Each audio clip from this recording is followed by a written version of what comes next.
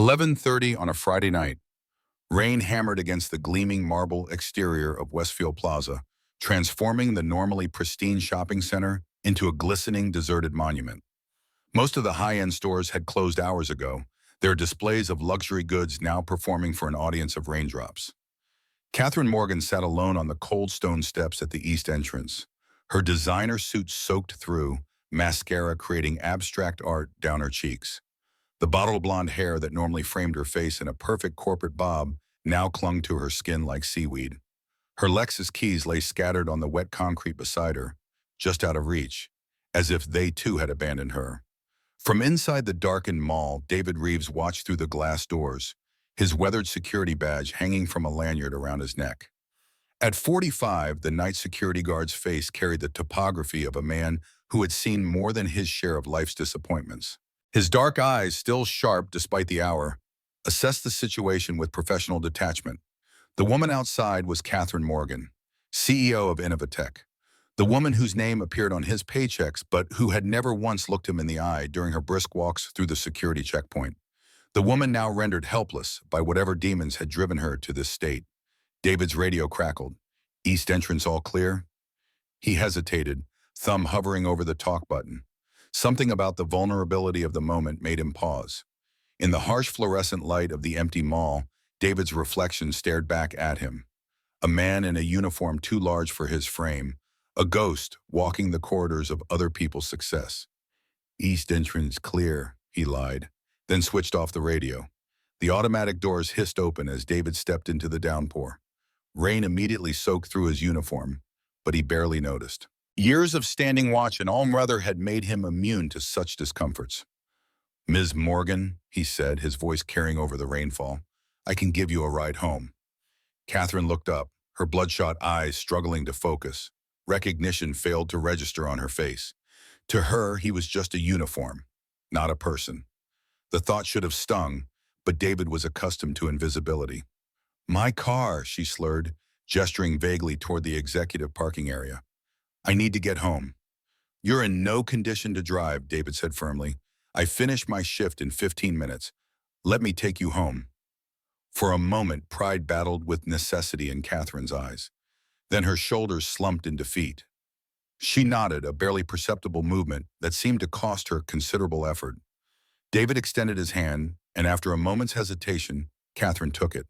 Her fingers were ice cold against his calloused palm. As David helped her to her feet, Katherine's phone buzzed with an incoming call. The screen illuminated briefly with a name, unknown caller. "Your phone," David said, reaching for it. Katherine snatched it away with surprising agility for someone so intoxicated. "No," she said sharply, then softened. "It's nothing. Work never stops." The phone went dark in her hand, but not before David caught a glimpse of the notification beneath the call. "Security breach, level 1. 20 minutes later, David's ancient Honda Civic crawled through the rain-slicked streets of Oakwood's affluent Hillcrest neighborhood. The contrast between his car and the surroundings couldn't have been more stark, like a work boot in a display case of Italian leather. Katherine sat in the passenger seat, her head resting against the window, eyes closed but not sleeping. The steady rhythm of the windshield wipers had lulled her into a state of semi-consciousness. David's phone vibrated in his pocket. He pulled it out just enough to see the screen. Peterson, his former colleague. The third call tonight. David silenced it quickly, but not before Katherine's eyes fluttered open. "Important call?" she asked, more lucid than she had been at the mall. "No," David replied, returning his attention to the road. "Just an old friend who doesn't understand time zones." Katherine seemed to accept this explanation, turning back toward the window. "Left at the next light," she murmured. "The building with the copper awning." The phone buzzed again in David's pocket. This time he ignored it completely, but his jaw tightened involuntarily. Whatever Peterson wanted, it couldn't be good. Not at this hour, not after everything that had happened. As they pulled up to Katherine's building, a gleaming high-rise of glass and steel that probably cost more per square foot than David's entire apartment, she fumbled with her purse. "I should pay you," she said, the words slightly less slurred than before. "For the ride." "That's not necessary," David replied, a hint of offense in his voice. "I'm not a taxi service." Katherine looked at him properly for the first time, her blue eyes clearing as they focused on his face. You work for Innovatech, she said, recognition finally dawning. Security, right? Night security at the plaza, David confirmed, surprised she had made the connection in her state. 18 months now. Something passed across Catherine's face, embarrassment perhaps, at not having recognized one of her own employees. Or maybe it was simply the nausea catching up with her. Thank you, she said, the words coming out stiffly, as if gratitude was an unpracticed muscle. I appreciate your discretion. As she stepped out of the car, Catherine swayed slightly. David moved quickly around the vehicle to steady her, one hand gently gripping her elbow. For a moment, they stood in the rain together, the CEO and the security guard, both equally drenched, equally human. I can make it from here, Katherine insisted, pulling away slightly. David hesitated. Are you sure? Katherine nodded, then reached into her purse and handed him a business card. If you ever need anything, she said, the standard executive line that usually meant nothing. David pocketed the card without looking at it. Good night, Ms. Morgan. As Katherine disappeared through the glass doors of her building, David's phone buzzed a third time. With a sigh, he answered it. Peterson, it's midnight. What do you want?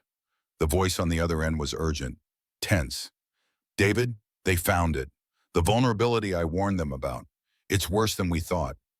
David's blood ran cold. That's not my problem anymore, he said. But even as the words left his mouth, he knew it wasn't true. They're going to exploit it, Peterson continued, his voice dropping to a whisper.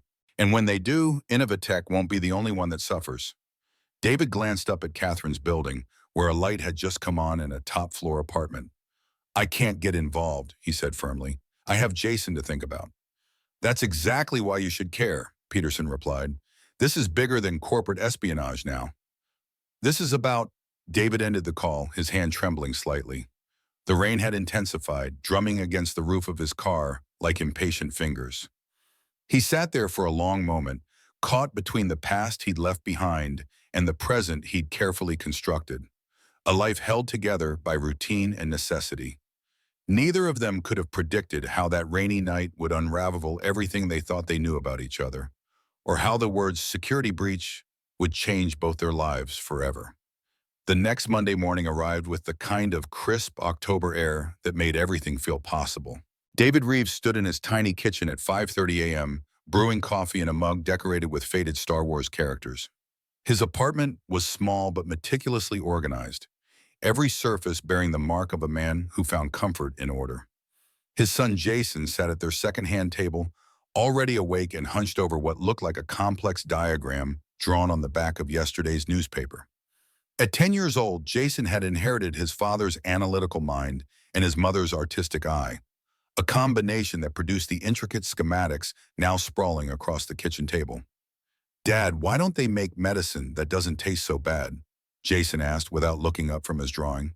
I could design a delivery system that targets taste buds differently. David smiled as he watched his son work, a familiar ache spreading through his chest. Jason's intelligence was both a blessing and a constant reminder of what David had sacrificed. The career, the recognition, all the possibilities that had evaporated when he chose his son's welfare over professional vindication. Sometimes the most effective solutions aren't the most pleasant, David replied, setting a glass of water and 2 pills beside Jason's cereal bowl. But that doesn't mean we stop looking for better ways. Jason wrinkled his nose but dutifully swallowed the medication. The autoimmune condition that had appeared 2 years ago required strict management that cost more than David's previous health insurance had been willing to cover. Night security at Innovatech's Westfield Plaza wasn't glamorous, but it provided the comprehensive benefits Jason needed. David's phone buzzed with a text message from Jason's doctor. Another appointment had been scheduled, another specialist consulted, another bill that would stretch their budget to breaking point. As he drove Jason to school in their aging Honda, David couldn't shake the memory of Katherine Morgan sitting helpless in the rain, or Peterson's urgent call. The words security breach kept replaying in his mind, intertwined with memories of code and algorithms he'd spent years trying to forget. At Innovatech's gleaming headquarters, the morning carried the usual buzz of a corporate Monday. Katherine Morgan arrived at precisely 8 o'clock a.m., her composure fully restored. Designer heels clicked against marble floors as she crossed the lobby, employees nodding respectfully as she passed. If anyone had seen her intoxicated state 3 nights ago, there was no indication in her perfectly assembled exterior. Scott Palmer, the chief operating officer, intercepted her near the elevators. At 48, Scott represented Innovatech's old guard, the executives who had built the company before Katherine's arrival 5 years ago, and who had watched her rapid rise with barely concealed resentment. "Katherine, we need to discuss the security concerns that came up over the weekend," Scott said, his voice carrying the weight of someone who believed problems should be solved through proper channels. He clutched a leather portfolio embossed with the company logo, each document inside arranged according to corporate protocols. "The vulnerability in Neuralink is more extensive than our team initially assessed. The board is concerned about potential liabilities if this goes public before the product launch next month." Katherine nodded absently, but her mind was elsewhere. The fragments of memory from Friday night were starting to coalesce. The security guard who had driven her home, the notification on her phone, the pounding headache that had greeted her Saturday morning, along with an urgent message from the cybersecurity team. "Have we identified the source of the vulnerability?" she asked, stepping into the elevator. Scott followed, pressing the button for the executive floor. "Not yet. Johnson thinks it might be a fundamental flaw in the neural interface protocol. If that's the case, we're looking at months of delays, not weeks." The elevator doors closed, sealing them in sleek, silent isolation as they ascended to the top floor. Katherine's reflection in the polished metal showed none of the turmoil churning beneath her surface. Neuralink was supposed to be Innovatech's breakthrough, a neural interface that would revolutionize how humans interacted with technology. The product launch was scheduled to coincide with the company's IPO. A security flaw now could sink everything she'd worked for. "Schedule an emergency meeting with the cybersecurity team for this afternoon," Katherine said as the elevator doors opened, "and get me everything we have on this vulnerability." As Scott departed toward his office, Katherine's assistant met her with a coffee and a tablet displaying her schedule. "Ms. Morgan, you have the investor call at 9, strategy meeting at 11, and lunch with the board at 1. "Cancel lunch with the board," Katherine replied, taking the coffee. "Tell them I'm working directly on the Neuralink situation." Alone in her office, a minimalist space of glass and steel that offered a panoramic view of the city, Katherine finally allowed her professional mask to slip. She sank into her chair, the weight of potential disaster settling on her shoulders like a physical presence. Neuralink wasn't just another product. It represented Innovatech's future and her own. As the company's first female CEO, Katherine had faced skepticism at every turn. The successful launch of Neuralink would silence her critics permanently. Its failure would confirm every doubt, every whispered suggestion that she had been promoted beyond her capabilities. Katherine opened her secure email, scanning through the technical reports from the weekend. The terminology was dense, filled with jargon that stretched the limits of her technical understanding. But one thing was clear. The vulnerability was severe, potentially allowing unauthorized access to users' neural data. Her phone buzzed with a text from an unknown number. "Check your personal email, by P." Katherine frowned, then opened her personal account on her tablet. A new message waited in her inbox, sent from an anonymous address. The vulnerability in Neuralink was identified 18 months ago by a former employee of Datrix Systems. Innovatech's current security team doesn't have the expertise to fix it before launch. "Find David Reeves, he knows." The name hit Katherine like a physical blow. David Reeves, the security guard from Friday night. The man who had witnessed her at her lowest, most vulnerable moment. With trembling fingers, Katherine pulled up the employee directory, searching for his name. David Reeves, night security, Westfield Plaza location, employed for 18 months. Prior employment history, incomplete. There was something about him that had seemed out of place. The way he had organized her scattered belongings in the car, the careful precision of his movements, the intelligence in his eyes that seemed at odds with his uniform. Katherine picked up her phone and dialed the head of human resources. "I need the complete employment file for David Reeves, night security at Westfield. I want everything, background check, previous employment, education, everything." An hour later, Katherine stared at the file on her desk, pieces falling into place with disturbing clarity. David Reeves, master's degree in computer science from MIT. former lead security architect at Datrix Systems, Innovatech's main competitor. Resigned abruptly 2 years ago during a corporate restructuring. No official employment until joining Innovatech as a security guard 18 months ago. The disconnect between his qualifications and current position was jarring. Why would a top-tier security architect take a job as a night guard? And why at Innovatech, of all places? Katherine's intercom buzzed. Ms. Morgan, the cybersecurity team is assembled in conference room A. Tell them I'll be there in 10 minutes, she replied, still staring at David's file. The cybersecurity meeting confirmed her worst fears. The vulnerability in Neuralink's protocol could potentially allow a sophisticated attacker to extract sensitive neural data from users, essentially reading their thoughts. The team's proposed solutions would require months of redevelopment, effectively killing their launch timeline. There has to be another way, Katherine insisted, pacing the length of the conference room. Something we're missing. Johnson, the head of cybersecurity, spread his hands in a gesture of defeat. This isn't a simple patch job, Ms. Morgan. The vulnerability is embedded in the fundamental architecture of the neural interface. We'd need someone who understands both the hardware and the encryption protocols at a level none of us do. Katherine stopped pacing. What about bringing in an outside consultant, someone with specialized experience in neural interface security?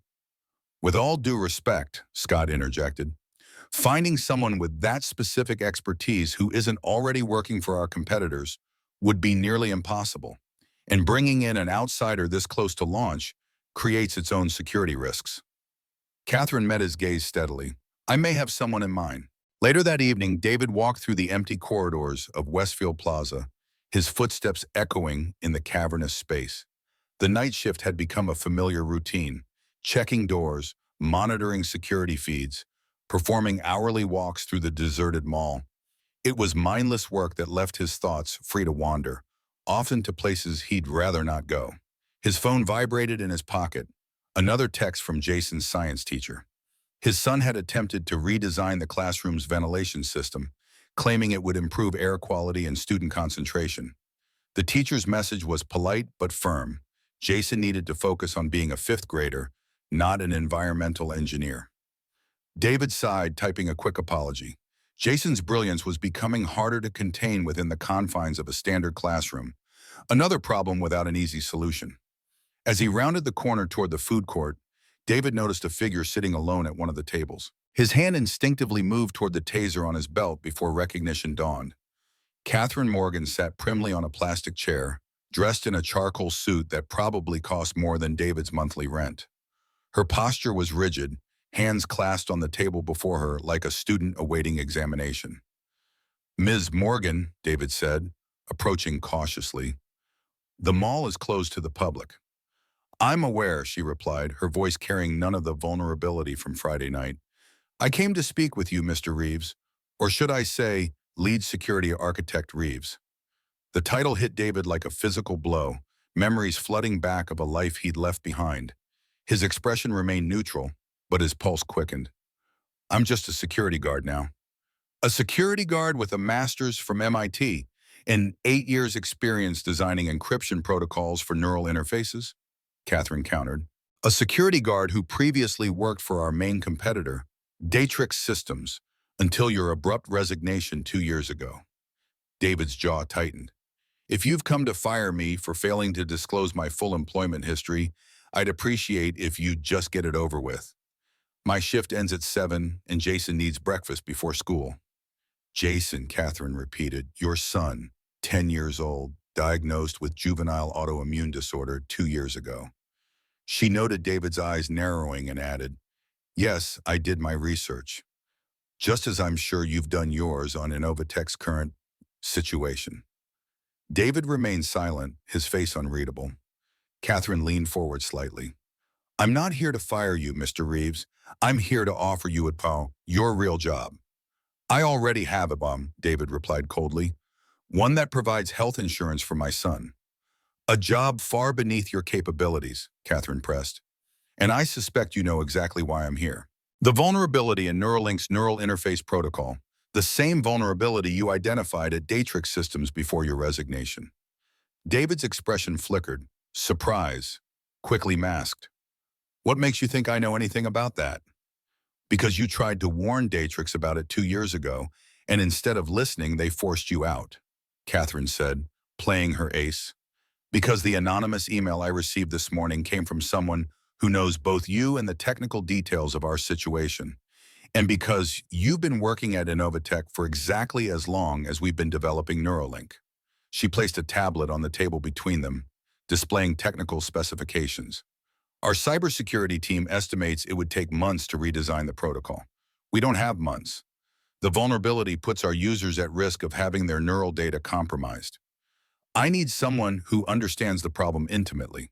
David stared at the specifications, muscle memory from his previous life already identifying potential solutions.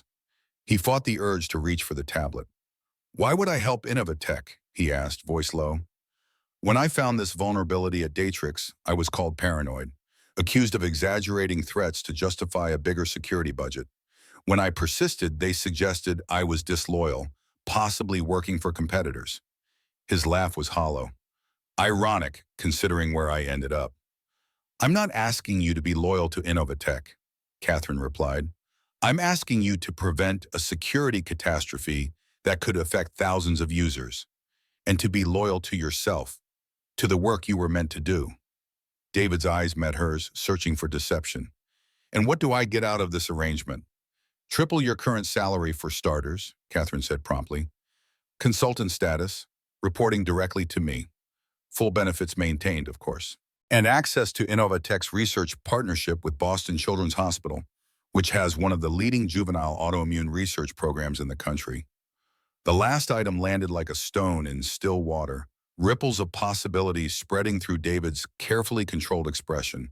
For Jason, he would consider almost anything.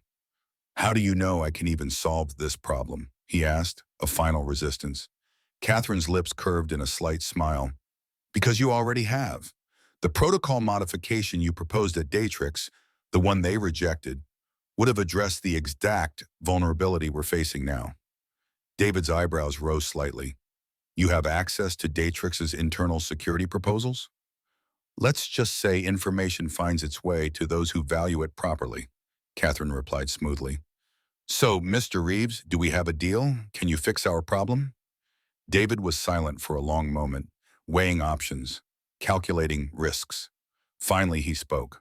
I'll need complete access to the Neuralink architecture.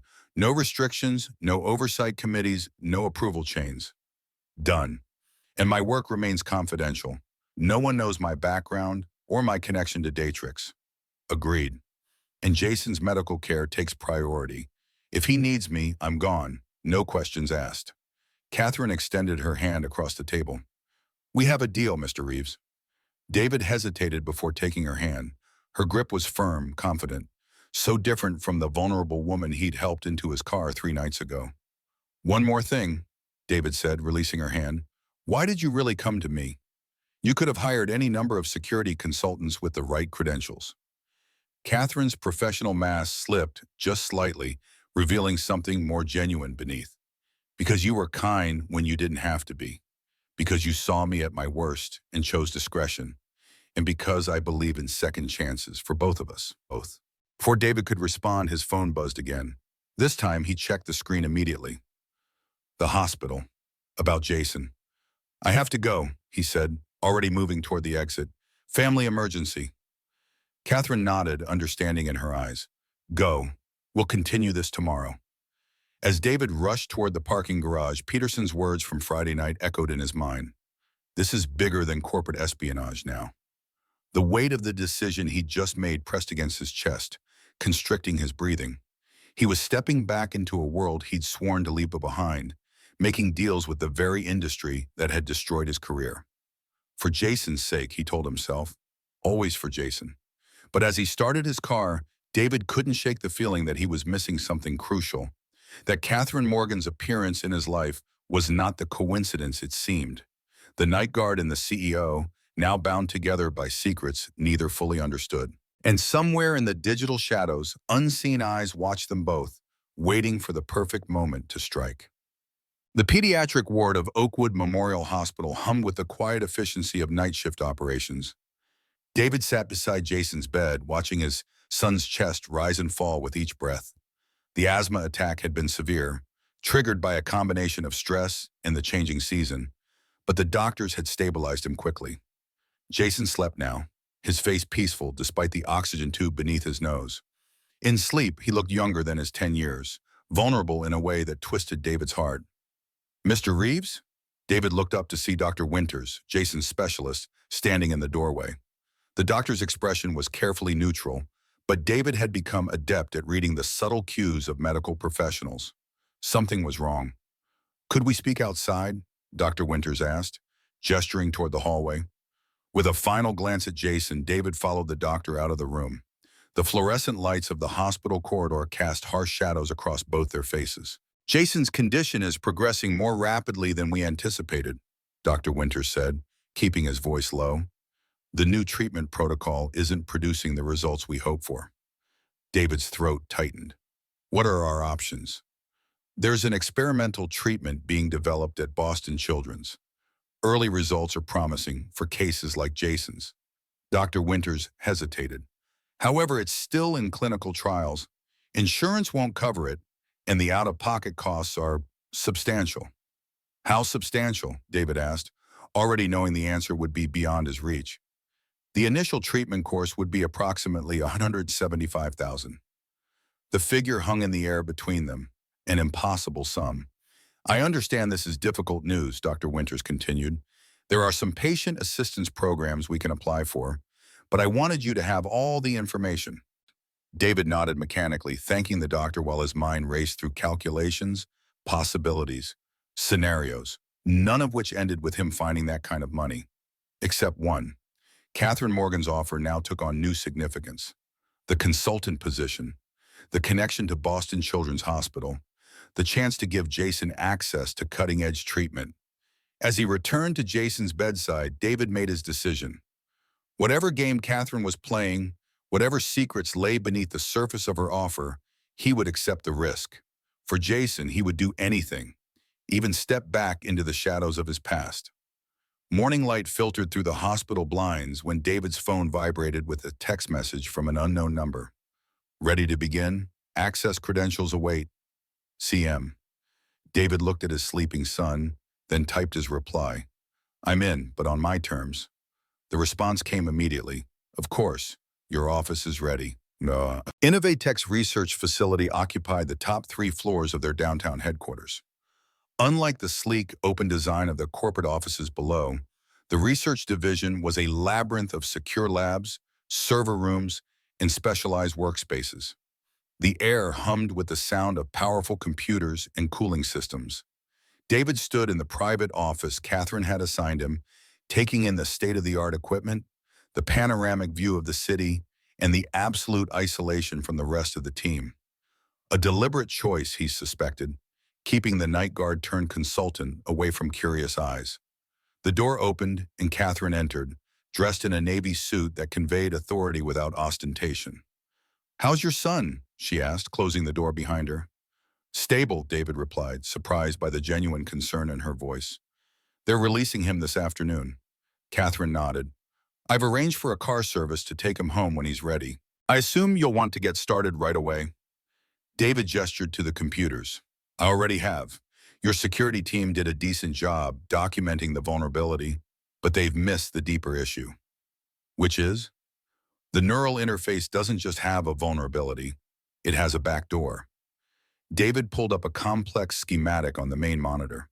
Someone deliberately built in access points that bypass the security protocols. This isn't an oversight or a design flaw. It's intentional. Katherine's expression hardened. "Are you suggesting corporate espionage?" "I'm stating facts," David replied coolly. "These access points are sophisticated, hidden beneath layers of legitimate code. Your team didn't find them because they weren't looking for deliberate sabotage. Who would have the expertise to implement something like this?" David met her gaze directly. "At Innovatech? Maybe 3 or 4 people. The same would be true at Datrix. Neural interface security is a specialized field." "Could you have done it?" Katherine asked bluntly. A humorless smile crossed David's face. "Technically, yes, but since I've been checking IDs at Westfield Plaza for the past 18 months, My opportunity was somewhat limited. Katherine paced the length of the office, heels clicking against the polished concrete floor. How long will it take you to close these back doors? That depends on how deep they go. David turned back to the monitors.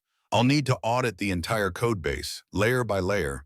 Could be days, could be weeks. We don't have weeks, Katherine said, tension evident in her voice. The board is already nervous about delays.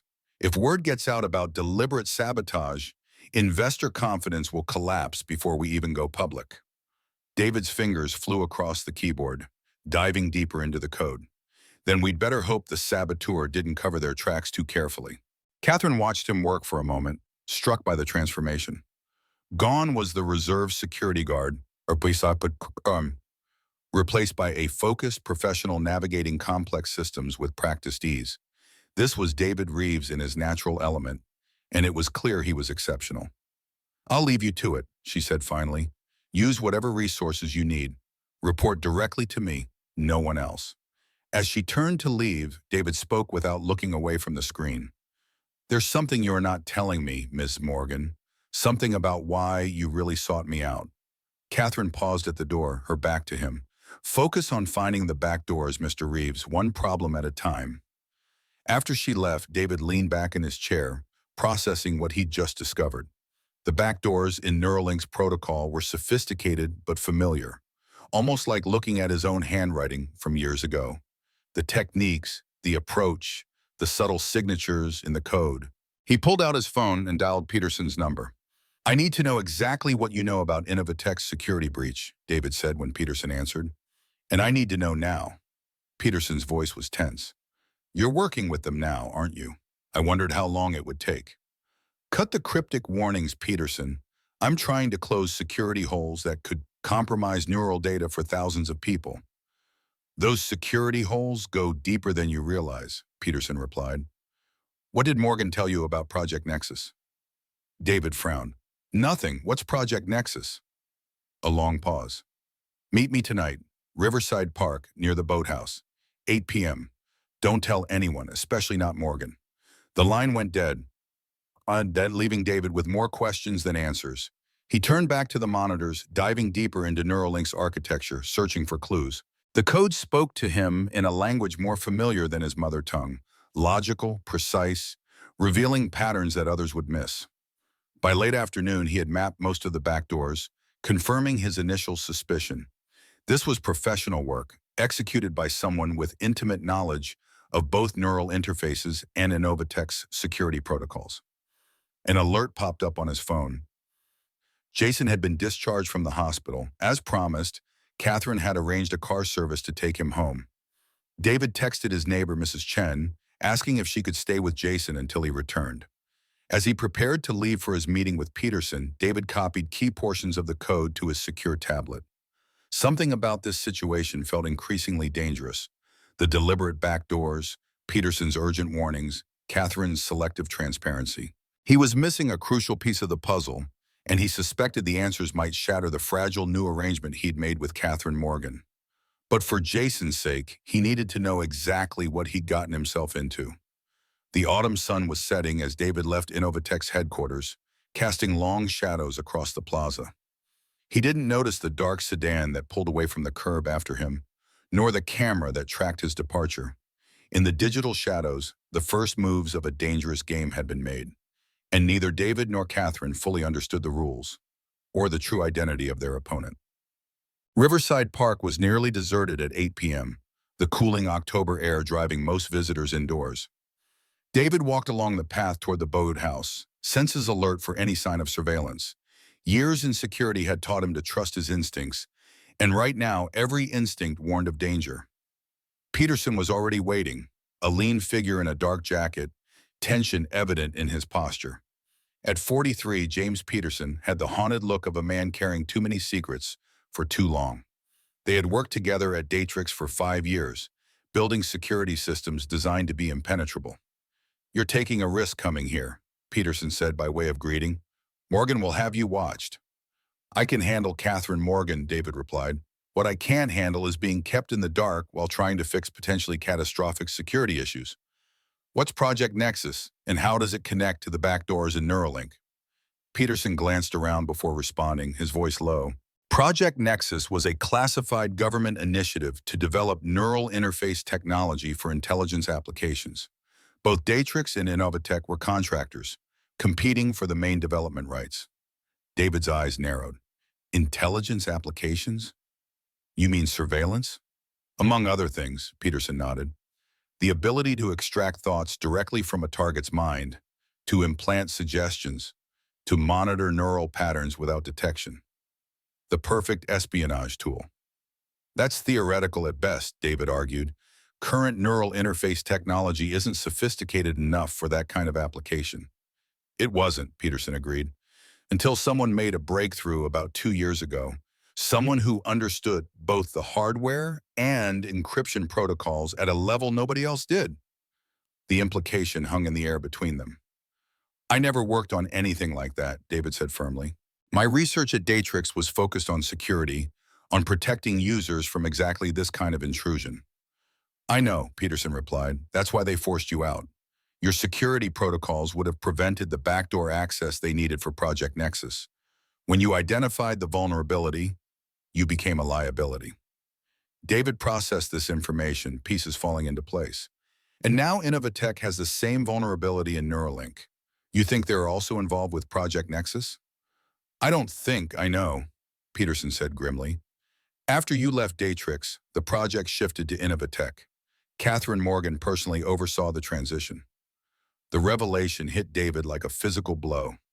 Katherine had sought him out not to fix the vulnerability, but to understand how he had identified it, to ensure their backdoors remained functional while appearing to address security concerns. I need proof, David said, mind racing through implications. Documentation, communications, something concrete. Peterson reached into his jacket and pulled out a small drive. Everything I could gather is here. Access logs, project transfers, communication between Innovatech and military contractors. But be careful, this information got 2 people at Datrix killed in accidents last year. As David reached for the drive, a sharp crack echoed across the park, the unmistakable sound of a gunshot. Peterson's eyes widened in shock and pain as a dark stain spread across his chest. David lunged forward, catching Peterson as he collapsed. James, take it, Peterson gasped, pressing the drive into David's hand. Warn them, not just corporate danger to everyone. Another shot rang out, splintering the wooden bench beside them. David dragged Peterson behind a concrete planter, searching desperately for the shooter. Stay with me, James, David urged, applying pressure to the wound. Who's behind this? Who else knows? Peterson's breathing grew labored, his voice barely audible. Trust no one, especially Morgan. She knows about Jason. The mention of his son's name sent ice through David's veins. What about Jason? What does she know? But Peterson's eyes had gone distant, his body limp.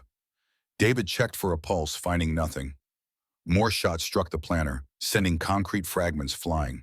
Survival instinct took over. David pocketed the drive and from staying low, using the park's landscaping as cover. Behind him, he heard shouts, footsteps, the sound of pursuit. As he reached the street, David blended into a group of evening pedestrians, heart pounding in his chest. He needed to get to Jason to ensure his son's safety. Then he would deal with Katherine Morgan and whatever deadly game she had drawn him into. His phone buzzed with an incoming text. Katherine's number. Where are you? We have a breakthrough on the Neuralink situation. Need you back at the office immediately.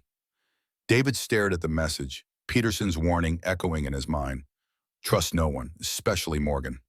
The night that had started with professional collaboration had transformed into something far more dangerous. Peterson was dead. Unknown assailants were in pursuit. And somewhere in the web of deception surrounding Project Nexus lay a threat to his son. For the first time in years, David felt the cold calculation of his security architect mindset take over. Assessing threats, planning countermeasures, identifying vulnerabilities. Only now, the system he needed to protect wasn't code or data. It was his life, and Jason's. He typed a response to Katherine. On my way. Sometimes to uncover the truth, you had to step deeper into the darkness. And David Reeves was prepared to descend as far as necessary to protect what mattered most, even if it meant confronting the woman who now held both their futures in her perfectly manicured hands. The game had changed. The stakes were life and death, and the true nature of Katherine Morgan's interest in him was about to be revealed, whether she intended it or not. Hidden Potential Part 2. Challenges and Division. Innovatech's headquarters stood like a gleaming sentinel against the night sky, its glass facade reflecting the city lights in fractured patterns. David approached the building with calculated caution, every sense heightened after Peterson's murder. The drive containing classified information felt impossibly heavy in his pocket, a digital Pandora's box that had already cost one life tonight. The security guard at the main entrance nodded to David, recognition flickering in his eyes. "Ms. Morgan said to send you up immediately, Mr. Reeves. She's waiting in the research lab." David forced a casual nod, maintaining his cover while his mind raced through scenarios.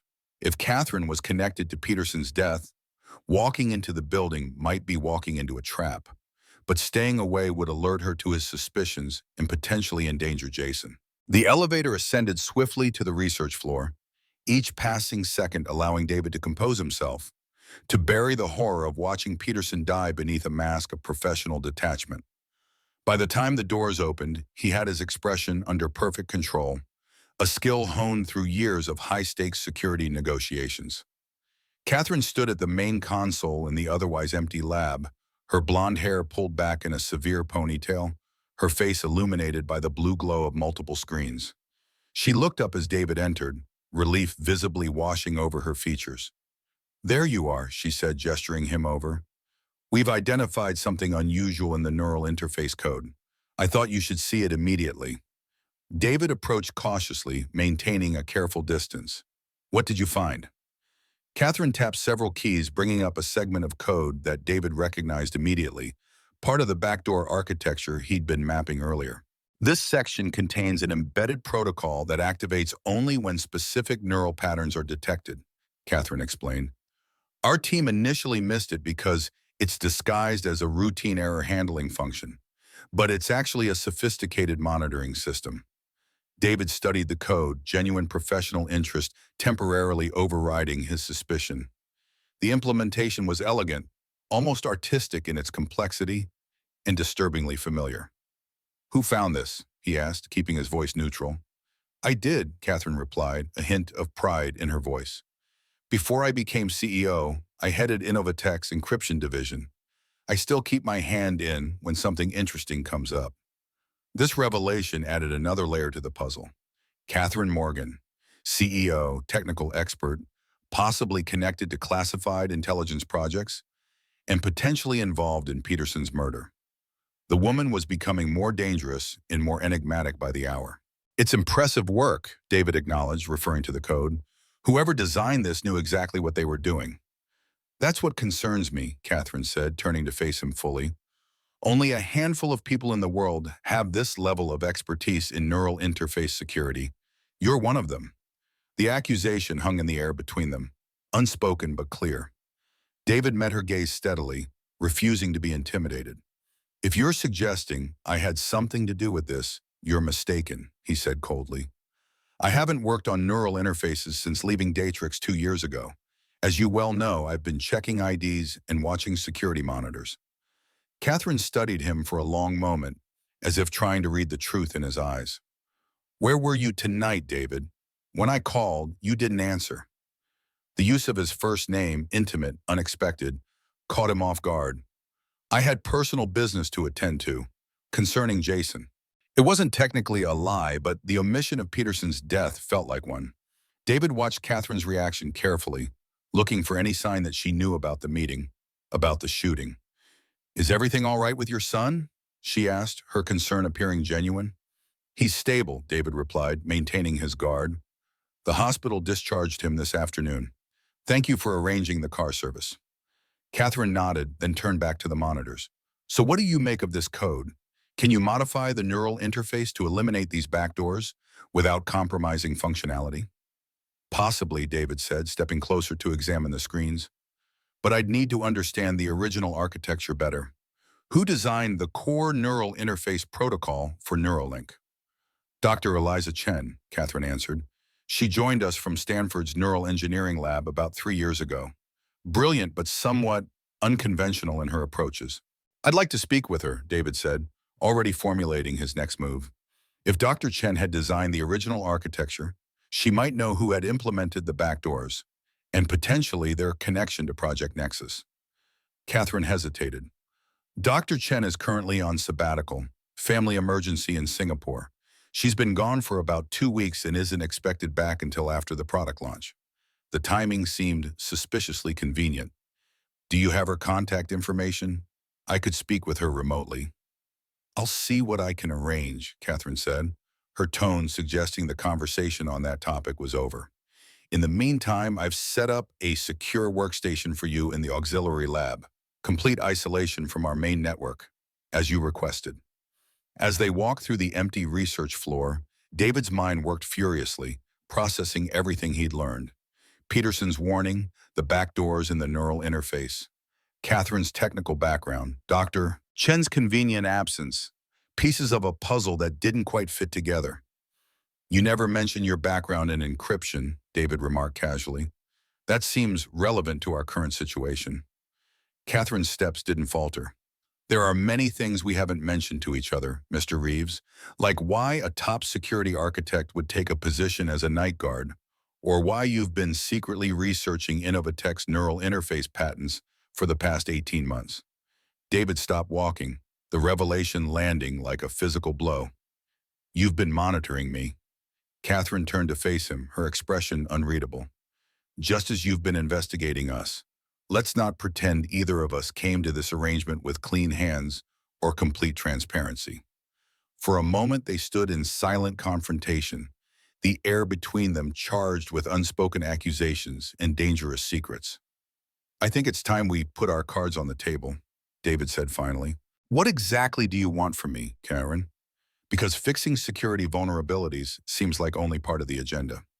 What I want is to protect my company and its users, she replied, her voice hardening. Neuralink represents a technological breakthrough that will change how humans interact with machines. If it fails because of security concerns, the setback to the field would be immeasurable. In Project Nexus? David asked bluntly, watching her reaction closely. How does that factor into your concerns? Katherine's expression flickered, surprise quickly masked by caution. Where did you hear that name? Does it matter? It matters a great deal, she said quietly, especially if you heard it from James Peterson. The confirmation that she knew Peterson sent a chill down David's spine. And if I did? Katherine glanced around the empty corridor, then stepped closer, her voice dropping to barely above a whisper. Then you're in more danger than you realize. Peterson was under investigation for selling classified information to foreign entities. If he's been in contact with you, you may already be compromised. The claim contradicted everything David knew about Peterson, a man who had risked and ultimately lost his life to expose what he believed was a dangerous conspiracy. That's convenient, David replied coldly, discrediting the messenger when the message becomes problematic. I'm trying to protect you, Katherine insisted, genuine urgency in her voice. Peterson was involved in things you don't understand, things that could put both you and Jason at risk. The mention of his son again, a pressure point Katherine seemed all too aware of. David's jaw tightened. I think I understand more than you realize, he said, and I think it's time for me to go home and check on my son. Katherine reached out, her hand closing around his wrist with surprising strength. David, please. Whatever Peterson told you, whatever you think you know, it's not the complete picture. Stay, work with me on this. I promise you'll understand everything soon. Her touch sent an unexpected current through him, not just physical awareness, but a complex resonance of danger and connection. David extricated his wrist from her grip, maintaining his composure with effort. I'll be back in the morning, he said firmly. We can continue this discussion then. Katherine seemed about to protest, then nodded reluctantly. First thing tomorrow. And David, be careful tonight. There are players in this situation who won't hesitate to eliminate perceived threats. The warning could have been genuine concern or a veiled threat. In the shadowy world he'd re-entered, The line between ally and enemy had blurred beyond recognition. As David left the building, his phone vibrated with a text from Mrs. Chen. Jason asking when you'll be home. Fever returned, not emergency but concerning. His heart rate accelerated. Jason's condition often worsened under stress, and the day's events would have been stressful even for an adult. David quickened his pace, scanning the street for any sign of surveillance or threat. The drive containing Peterson's evidence felt like a burning coal in his pocket. He needed to review its contents, to understand exactly what he'd stumbled into, but not at his apartment, not anywhere that might put Jason at risk. For now, his priority was his son. The deadly game of secrets and lies would have to wait until morning. David's apartment building stood in stark contrast to Katherine's luxury high-rise, a modest structure in a working-class neighborhood where security consisted of a temperamental front door lock and hallway lights that worked most of the time. He took the stairs instead of the unreliable elevator, mind still processing the night's revelations. Mrs. Chen met him at the door to his apartment, concern etched in her kind face. Jason's fever is 101.2, she reported quietly. He took his medication an hour ago and finally fell asleep about 20 minutes ago. Thank you for staying with him, David said gratefully, handing her the payment they'd agreed upon. I don't know what we'd do without you. The elderly woman waved away his words. Jason is a good boy, very smart, always teaching me interesting things. She hesitated, then added, he was worried about you tonight, said you were in danger. Fever dreams, maybe? A cold feeling settled in David's stomach. Probably just anxiety from the hospital stay, he replied, keeping his voice casual. Kids pick up on more than we realize. After Mrs. Chen left, David went directly to Jason's room. His son lay curled on his side, dark hair damp with sweat against his forehead, breathing slightly labored but steady. David gently placed a hand on Jason's cheek, feeling the heat of fever. Dad? Jason murmured, eyes fluttering open. I'm here, David said softly. How are you feeling, buddy? Better now. Jason's voice was drowsy from medication. Did you fix the problem at work? The one with the brain computer? David froze. What do you mean? Jason shifted, struggling to focus through his fever. The lady who called, she said you were fixing a computer that connects to people's brains. She said it was very important. What lady, Jason? David asked, fighting to keep his voice calm while alarm bells screamed in his mind. When did she call? Today, when I got home from the hospital. Jason's eyes were already closing again, medication pulling him back towards sleep. She knew all about my condition. Said you were helping her company make things that could help me get better. David sat perfectly still beside his son's bed, cold fury replacing his initial shock. Katherine, or someone connected to her, had contacted Jason directly, had used his medical condition as leverage. The violation felt intensely personal, threatening the one area of his life he'd tried to keep separate from the darkness of his past. After ensuring Jason was deeply asleep, David went to the kitchen and removed a loose tile beneath the sink, retrieving a small waterproof case.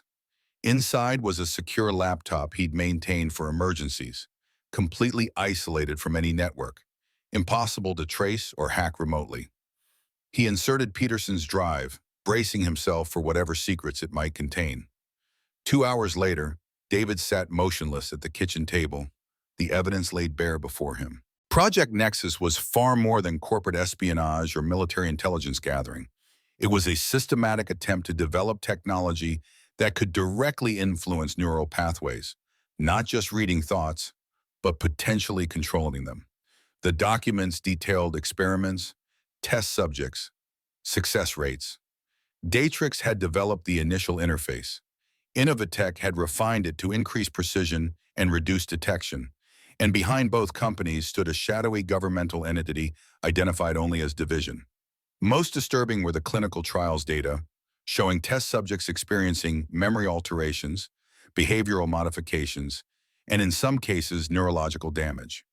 The research had progressed despite clear ethical violations and evidence of harm. And there, in the project leadership documentation, was Katherine Morgan's name, listed as technical advisor on neural encryption.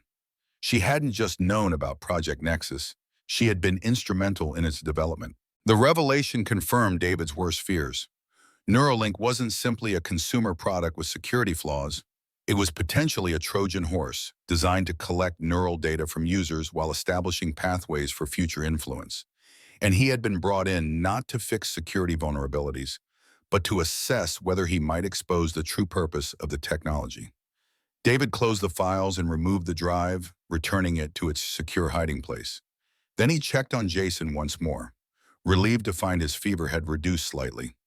Standing in the doorway of his son's room, David made his decision.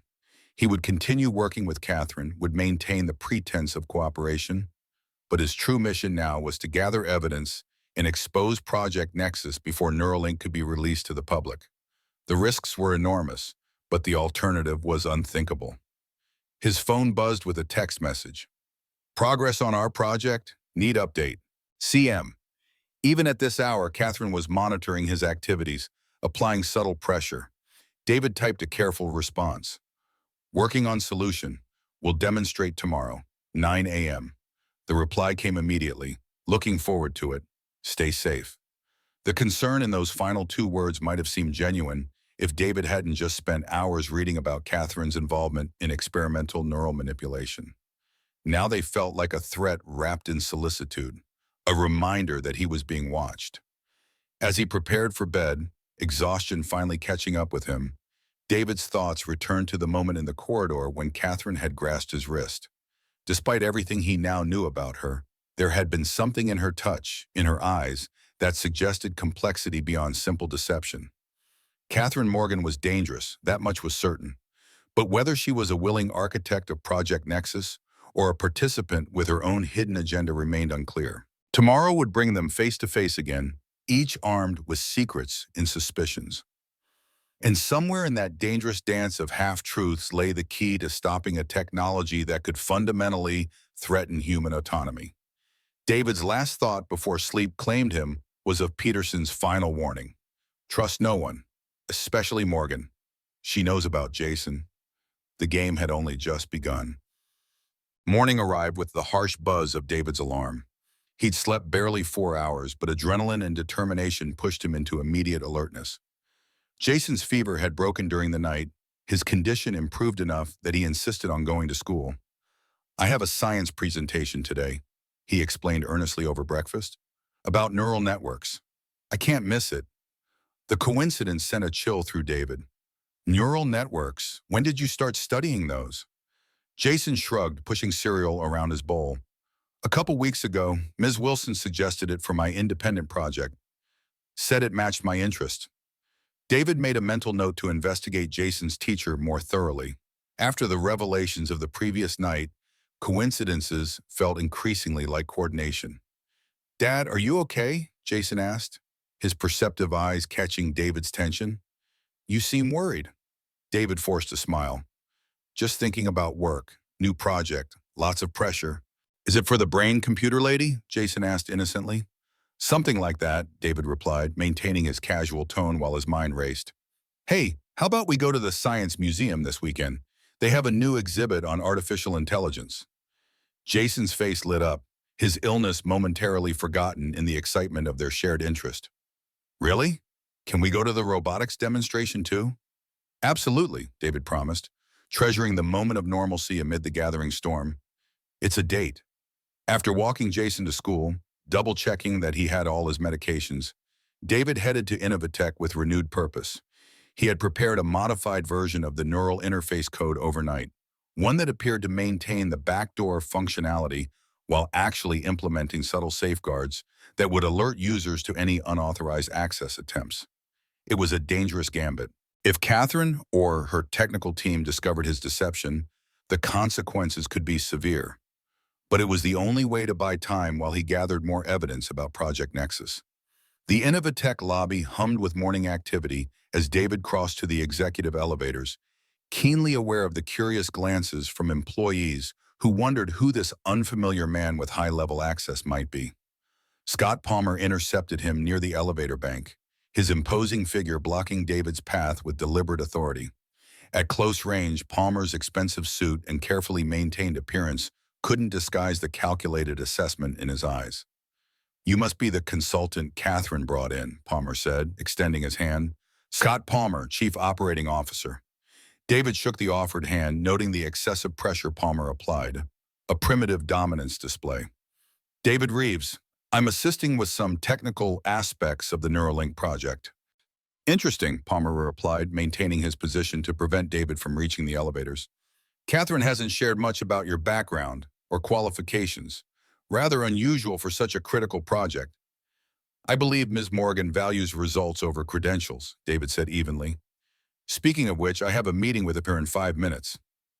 Palmer's smile didn't reach his eyes. Of course, I wouldn't want to keep you, but perhaps we could schedule some time to discuss your insights on the project.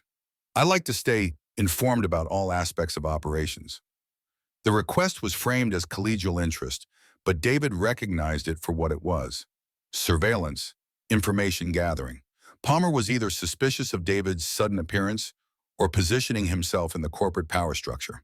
I'd be happy to meet once I've completed my initial assessment, David replied diplomatically. Ms. Morgan can coordinate our schedules.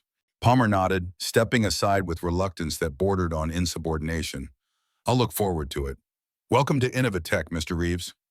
As the elevator doors closed between them, David filed the interaction away for further analysis. Palmer represented another variable in an already complex equation, possibly connected to Project Nexus, possibly just a territorial executive protecting his domain. Katherine was waiting in the secure lab, reviewing data on multiple screens with intense concentration. She wore a charcoal suit that emphasized her authority, while her hair was arranged in a more relaxed style than the previous day. Small inconsistencies that might have been meaningless or might have been calculated to put him at ease. You're late, she said without looking up. Unexpected meeting with Scott Palmer in the lobby, David replied, observing her reaction closely. Katherine's fingers paused momentarily on the keyboard. What did Scott want? To establish dominance primarily, David said, moving to his workstation, and to gather information about my role here. A hint of a smile touched Katherine's lips. Accurate assessment. Scott doesn't appreciate variables he can't control. She turned to face him fully. Like you. David met her gaze steadily. I'm not here to disrupt your corporate hierarchy, Katherine. I'm here to fix a security problem. Are you? She asked quietly. Because our conversation yesterday suggested you might have broader concerns. Project Nexus, for instance. The direct acknowledgement surprised him. David had expected continued deflection, not confrontation. He decided to match her directness. Project Nexus represents a fundamental ethical breach in neural interface technology, he said, watching her carefully. Using Neuralink as a delivery system for neural monitoring and potential influence without user consent isn't just illegal, it's unconscionable. Katherine's expression remained perfectly composed, but David detected a slight increase in her breathing rate, a tightening around her eyes. That's a serious accusation, David. One that could be dangerous to make without substantial evidence. Like the evidence James Peterson gathered before he was murdered last night? The words hung in the air between them, a direct challenge that couldn't be withdrawn or ignored. David had just revealed his knowledge of Peterson's death, and potentially his possession of the incriminating drive. Katherine's reaction would tell him everything he needed to know about her involvement. For several seconds, she remained completely still, her expression unreadable. Then, unexpectedly, relief seemed to wash over her features. Thank God, she whispered, the corporate mask slipping to reveal something raw beneath. You know, before David could process this response, Katherine moved to the door and engaged an additional security lock, then returned to her workstation and activated what appeared to be a signal jammer. We don't have much time, she said urgently, her voice lower now. If Peterson contacted you, then you're already on their radar. The same people who killed him will target you next. David maintained his guard, suspicious of this apparent revelation. And who exactly are they, Katherine? Because Peterson's evidence points directly to Innovatech, and to you personally. Katherine closed her eyes briefly, tension visible in every line of her body. I know how it looks. I can't deny my involvement in the early stages of Project Nexus. But the project that exists now is not what I signed up for. Explain, David demanded, unwilling to accept vague assurances. Project Nexus began as a defensive technology, Katherine said, her words coming faster now. A way to protect against emerging neural hacking threats, I developed encryption protocols designed to secure neural interfaces against unauthorized access. That was 3 years ago. She moved to a secure terminal, typing rapidly. 6 months into development, the military applications became apparent. Division, the government entity funding the research, shifted focus from protection to exploitation. I objected and was gradually moved to a peripheral role. Yet you still appear in the project leadership documentation, David pointed out, as recently as 6 months ago. Because I never formally withdrew, Katherine acknowledged. I needed to maintain access to monitor what they were doing with my work. When they transferred the project from Datrix to Innovatech, I engineered my promotion to CEO specifically to gain oversight. David remained skeptical. That's a convenient narrative, one that positions you as an unwilling participant rather than a key architect. I understand your suspicion, Katherine said, her composure returning. In your position, I'd feel the same. But consider this. If I were fully aligned with Project Nexus, why would I bring you in? Your history of identifying and exposing the exact vulnerabilities they're exploiting makes you their worst nightmare. The question was logical, forcing David to reconsider his assumptions. Perhaps to assess how much I know, to neutralize a potential threat. Or perhaps because I need someone with your expertise to help me stop them, Katherine countered. Someone who has demonstrated both the technical skills and the ethical framework to recognize why this technology can't be allowed to proceed. She pulled up a secure file on her terminal. This is the current iteration of Project Nexus, developed without my input or approval. The neural influence capabilities go far beyond what I believe possible. They're not just monitoring thoughts. They're testing methods to implant them. David examined the technical specifications with growing horror. The backdoors he'd identified in Neuralink were more sophisticated than he'd initially recognized, designed not just for data extraction, but for bidirectional neural communication. If this technology deploys with Neuralink, it creates the infrastructure for unprecedented privacy violations, Katherine continued, and potentially for mass manipulation. That's why I sought you out, David, not because you drove me home one night, but because your work at Datrix demonstrated that you understood these risks before anyone else. The scenario she presented was plausible, perhaps even likely, but years in security had taught David to verify, never to trust based on words alone. If what you're saying is true, he said carefully, then you're taking an enormous risk by confiding in me. Why now? Why not when we first met? Katherine's expression hardened. Because I needed to be certain of your position. Peterson's death confirms that Division is eliminating anyone who threatens to expose Project Nexus. By telling you the truth, I'm potentially signing my own death warrant. Or setting me up, David countered, creating a paper trail that frames me as the conspirator if things go wrong. A flash of frustration crossed Katherine's face. What would it take to convince you, David? What proof would you accept? David considered the question seriously. Access to Dr. Eliza Chen, the original architect of Neuralink's neural interface. If she corroborates your story, I might be inclined to believe you. Eliza is in protective custody, Katherine replied grimly. When she discovered how her work was being modified, she threatened to go public. Division arranged her sabbatical to keep her contained.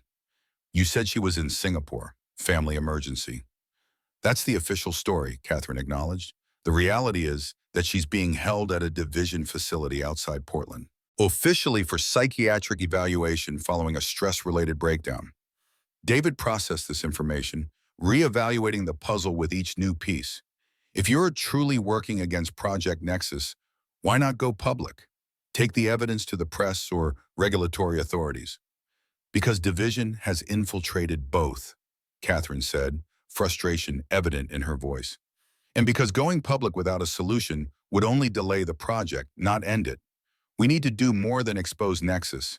We need to render the entire approach technologically unfeasible.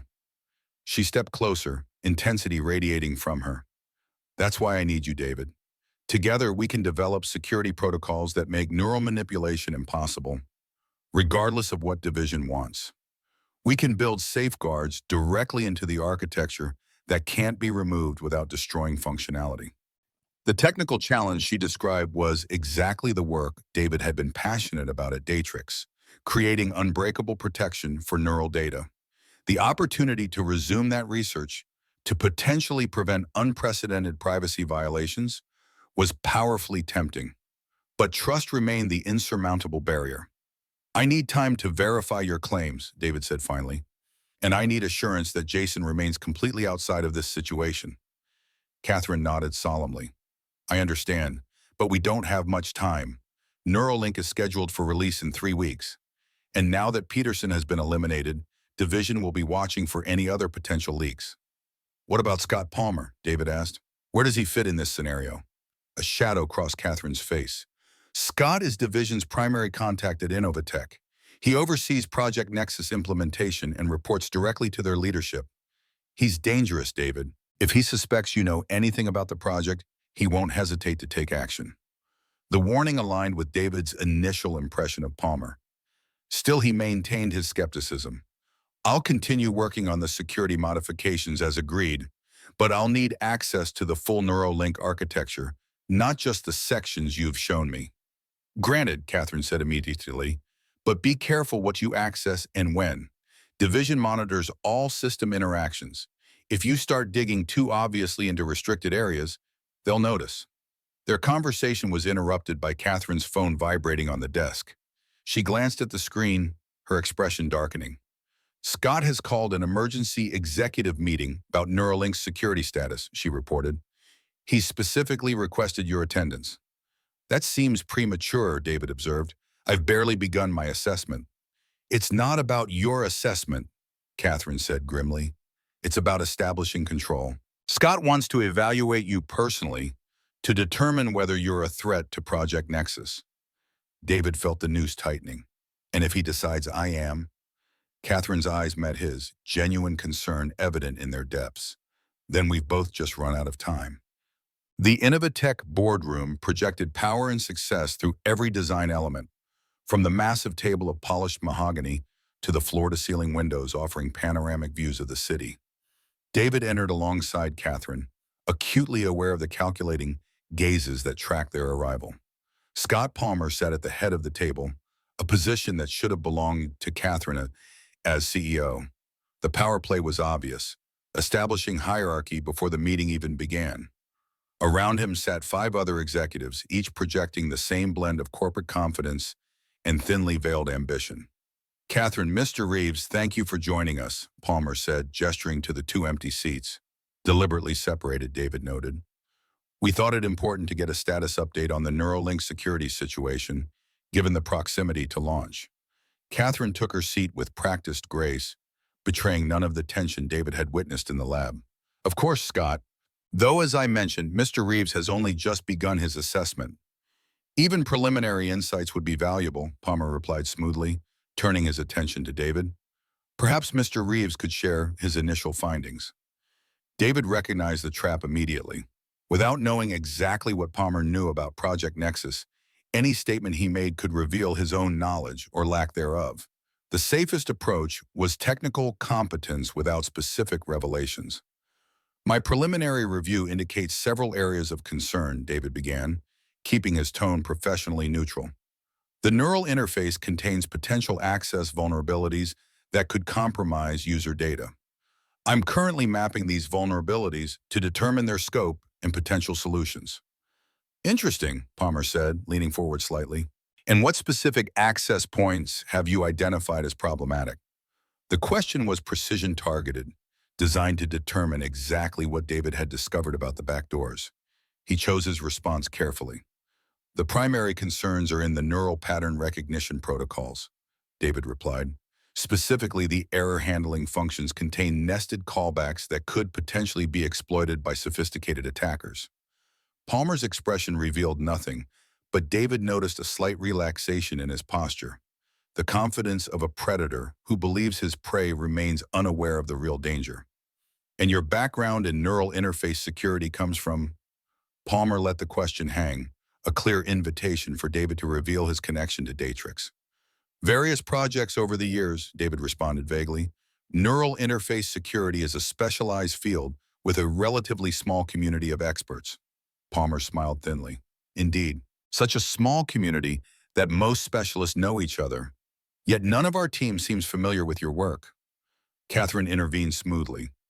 Mr. Reeves's credentials were thoroughly vetted before his engagement, Scott. His expertise is precisely what we need to address the security concerns before launch. Of course, Palmer conceded with false graciousness. I'm merely expressing the board's interest in ensuring we have the right expertise for such a critical product. Neuralink represents a significant investment and opportunity for Innovatech. He turned to the other executives. Which brings me to the purpose of this meeting. Given the security concerns Katherine has raised, I believe we should consider delaying the launch to ensure all vulnerabilities are addressed. The suggestion sent a ripple of concern through the room. One of the executives, a sharp-faced woman David didn't recognize, spoke up immediately.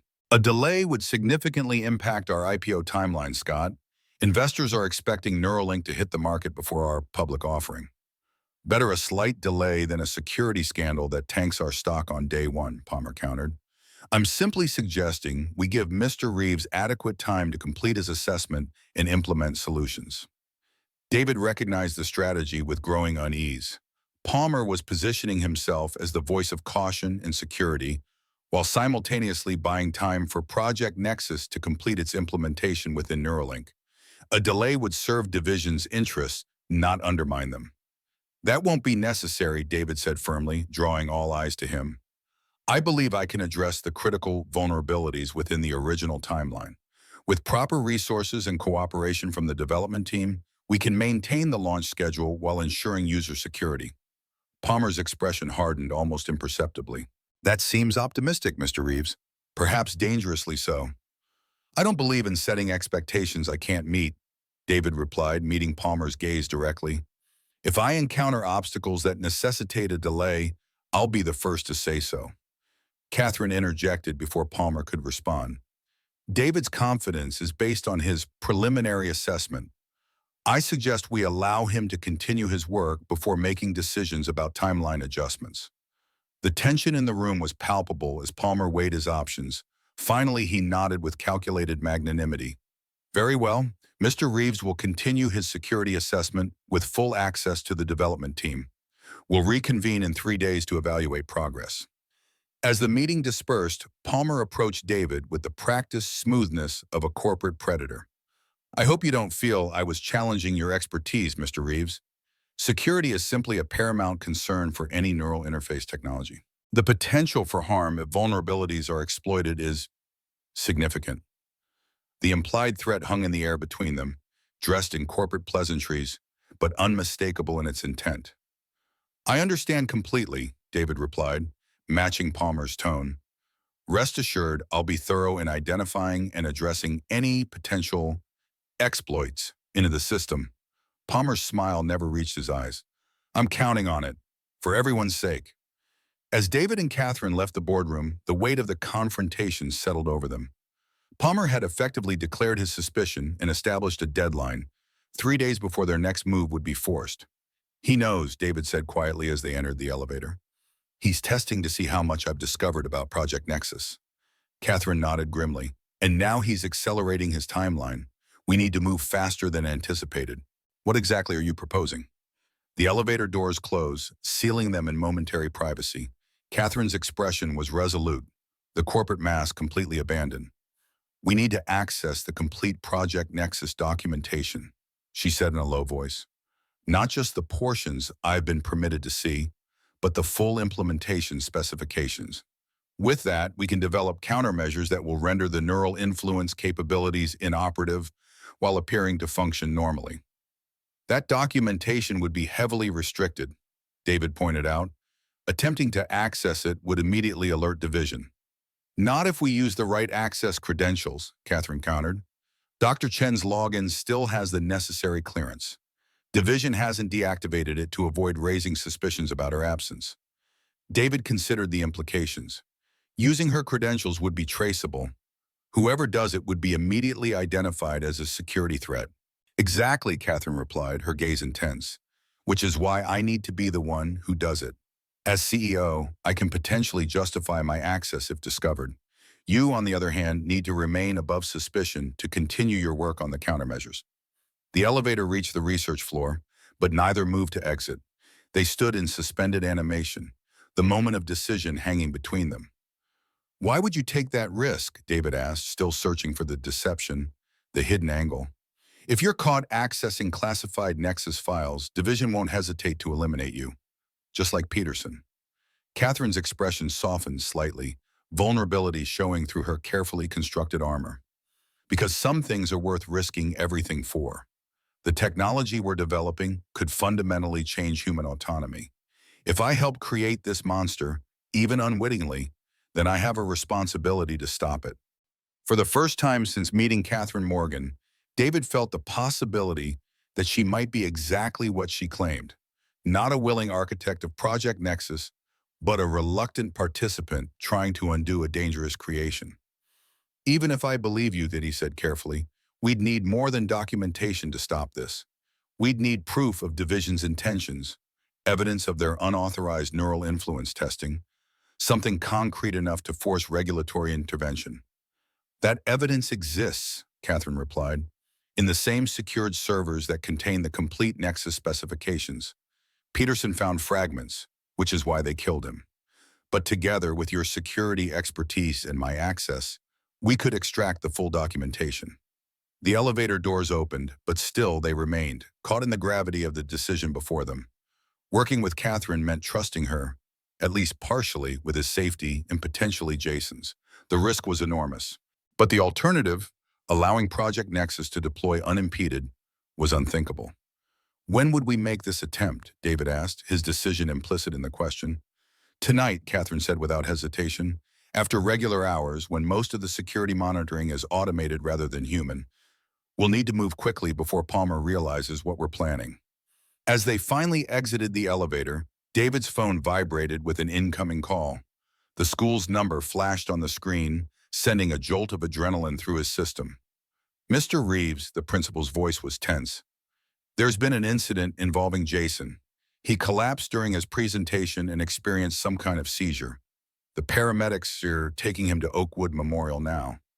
The world seemed to tilt beneath David's feet.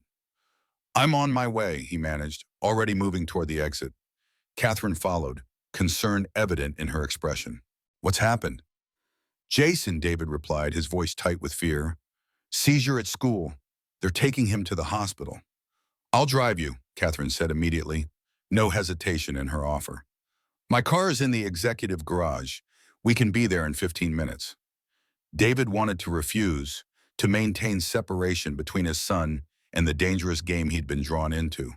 But urgency overrode caution. "Let's go."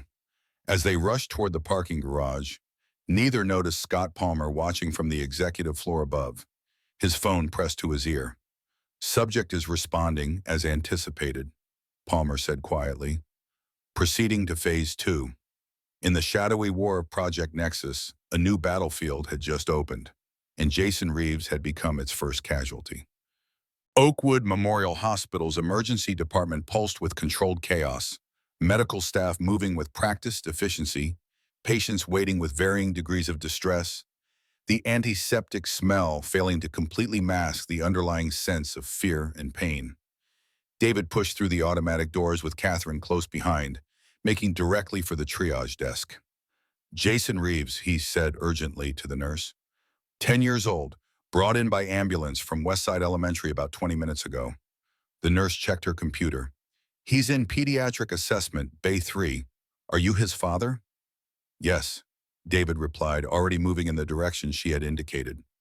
"Sir, you need to," the nurse began, but David was already halfway down the corridor, Katherine following in his wake.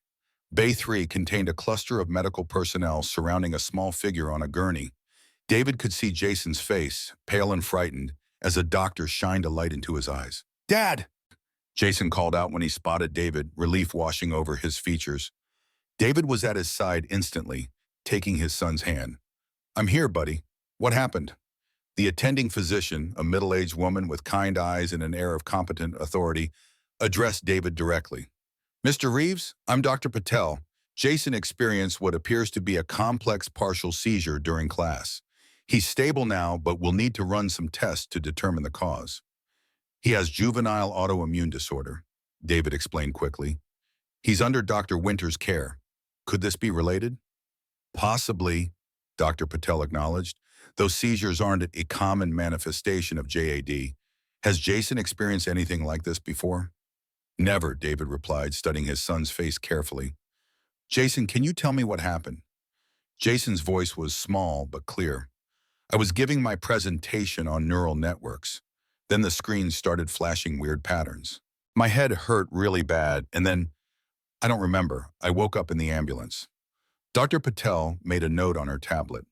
We'll want to run an EEG and MRI to check for any abnormal brain activity or structural issues. I've already contacted Dr. Winters. He's on his way. As the medical team prepared Jason for transport to radiology, David stepped slightly aside with Katherine, who had maintained a respectful distance during the exchange. This isn't a coincidence, David said in a low voice, tension evident in every line of his body. The neural network presentation, the flashing patterns, the seizure, it's connected to Project Nexus. Katherine's expression was grave. You think they targeted Jason? To pressure you? Or to warn me, David replied grimly. Palmer knows I met with Peterson. This is his way of showing what's at stake if I continue investigating. The cold calculation required to target a child sent waves of fury through David's system, his hands clenching involuntarily at his sides. Katherine noticed the reaction, placing a gentle hand on his arm. We don't know for certain that's what happened, she said softly. It could be related to his condition. You don't believe that any more than I do, David countered, though he didn't pull away from her touch. The timing is too perfect. Palmer mentions concern for security in the meeting, and an hour later my son experiences a seizure while presenting on neural networks. That's not coincidence, Katherine, that's coordination. Before she could respond, Dr. Winters arrived, his familiar presence bringing a small measure of relief to the situation. The specialist greeted David warmly before turning his attention to Jason's chart. Complex partial seizure, Dr. Winters mused, reviewing the notes. Unusual for JAD, but not impossible given the inflammatory pathways involved. I'd like to check his medication levels and run a more comprehensive autoimmune panel, along with the neurological workup. As Dr. Winters examined Jason, David noticed the boy's gaze fixed on Katherine with curious intensity. You're the brain-computer lady, Jason said suddenly, causing both David and Dr. Winters to look at him in surprise. Katherine stepped forward, her expression carefully neutral. I work with your dad, yes. No, Jason insisted, more animated now. You're the one who called. You said Dad was helping fix the brain computer. You knew about my condition. David's blood ran cold at this confirmation of what Jason had mentioned the previous night. Someone impersonating Katherine had contacted his son directly. Jason, I never called you, Katherine said gently, concern evident in her voice. When did this happen? Yesterday, after I got home from the hospital. Jason's brow furrowed in confusion. It wasn't you? But she sounded just like you. She knew all about the neural interface. Dr. Winters looked between them with growing concern. I think Jason needs rest right now. We can discuss this after his tests. As the medical team prepared to move Jason to radiology, David leaned close to his son. I'll be right here waiting for you, okay? Everything's going to be fine. Jason nodded bravely, though fear lingered in his eyes. Dad, be careful of the patterns. They do something to your brain. The warning sent a chill through David as they wheeled Jason away. He turned to Katherine, all pretense of doubt now abandoned. Someone impersonated you to contact my son, he said, his voice low and dangerous. Someone with knowledge of neural interfaces and my connection to you. Division is sending a very clear message. Katherine's expression had hardened into resolve. Then we need to send one back. Tonight's plan has just become more urgent. I can't leave Jason, David objected. Not after this. I understand, Katherine said, but consider this. The best protection for Jason now isn't just staying by his bedside, it's eliminating the threat entirely. We need that evidence, David. Without it, Division will continue operating with impunity. The logic was sound, but the emotional pull of remaining with his son created an impossible tension. David ran a hand through his hair, the weight of the decision pressing down on him. The tests will take at least 3 hours. Katherine continued gently. Dr. Winters is with him. This might be our only window of opportunity before Palmer increases security protocols. Before David could respond, his phone vibrated with a text message from an unknown number. Neural stimulation can be precisely targeted. Today was a demonstration only. Cooperation ensures no escalation. Division. The threat, so clinical in its delivery, ignited a cold fury in David's chest. They had targeted his son, used untested neural technology on a child to force his compliance. He showed the message to Katherine, whose face paled visibly. "My God," she whispered, "they're admitting to attacking Jason. This goes beyond unethical research. It's criminal assault. And they're confident enough to put it in writing," David noted grimly, "which means they believe they're untouchable." He stared at the message for a long moment, calculations and scenarios running through his mind with the precision that had once made him a top security architect. When he looked up, his decision was made. 3 hours, he said to Katherine, his voice steely with determination. "We get the evidence, then I'm back here with Jason, and once he's stable, we take Division down. Not just their project, but the people responsible for targeting my son." Katherine nodded, relief and resolve mingling in her expression. "I'll call my driver. We'll need to move quickly." As they prepared to leave, Dr. Winters approached with an update. "We're taking Jason for his tests now. The initial blood work shows some unusual markers that might explain the seizure, possibly a reaction to his medication. We should have more definitive answers in a few hours." "I need to step out briefly," David said, the lie bitter on his tongue. "Personal matter related to Jason's care. I'll be back before his tests are complete." Dr. Winters nodded understandingly. "He's in good hands, David. We'll take excellent care of him." As they walked toward the exit, Katherine spoke quietly. "Division will be monitoring the hospital. We need to be careful about being seen leaving together." David's jaw tightened. "Let them see. I want them to know I'm coming for them." The cold determination in his voice might have frightened Katherine if she hadn't felt the same righteous anger burning in her own chest. Together, they stepped into the afternoon sunlight, united by a common enemy and a shared resolution. The time for caution and half measures had passed. Division had made this personal, and they were about to discover the terrible mistake of targeting the son of a man with nothing left to lose. Katherine's sleek Tesla sliced through afternoon traffic with silent efficiency, its tinted windows concealing the grim-faced occupants from curious eyes. David sat in the passenger seat reviewing the hospital's security footage on his tablet, footage he had accessed remotely using skills from his previous life. "There," he said, pointing to a frame showing a woman entering Jason's school approximately 30 minutes before his seizure. "Facial recognition is inconclusive, but the height and build match Division's known field operative, Alexandra Harris." Katherine glanced at the image briefly before returning her attention to the road. "Harris is military intelligence, specializing in neural response training. If she was at the school, this was definitely a coordinated operation." "They used my son as a test subject," David said, the words coming out as barely more than a whisper. The enormity of the violation threatened to overwhelm his carefully maintained control. "They triggered a seizure to demonstrate their capabilities." "And to ensure your cooperation," Katherine added, her knuckles white on the steering wheel. "Division operates on leverage. They identify pressure points and exploit them without hesitation." David closed the tablet, forcing himself to focus on the immediate mission rather than the rage threatening to consume him. "Walk me through the plan again. How do we access the Nexus servers without triggering immediate security protocols?" Katherine navigated smoothly onto the highway leading back toward Innovatech headquarters. "The primary Nexus documentation is stored on a secure server separate from Innovatech's main network. Physical access requires executive credentials plus biometric confirmation." "Your credentials," David noted. "Yes, but that alone would flag the access as suspicious, since I'm not officially part of the current Nexus team," Katherine explained. "That's why we need Dr. Chen's login. Her access wouldn't trigger immediate alerts because she's still technically listed as a project consultant."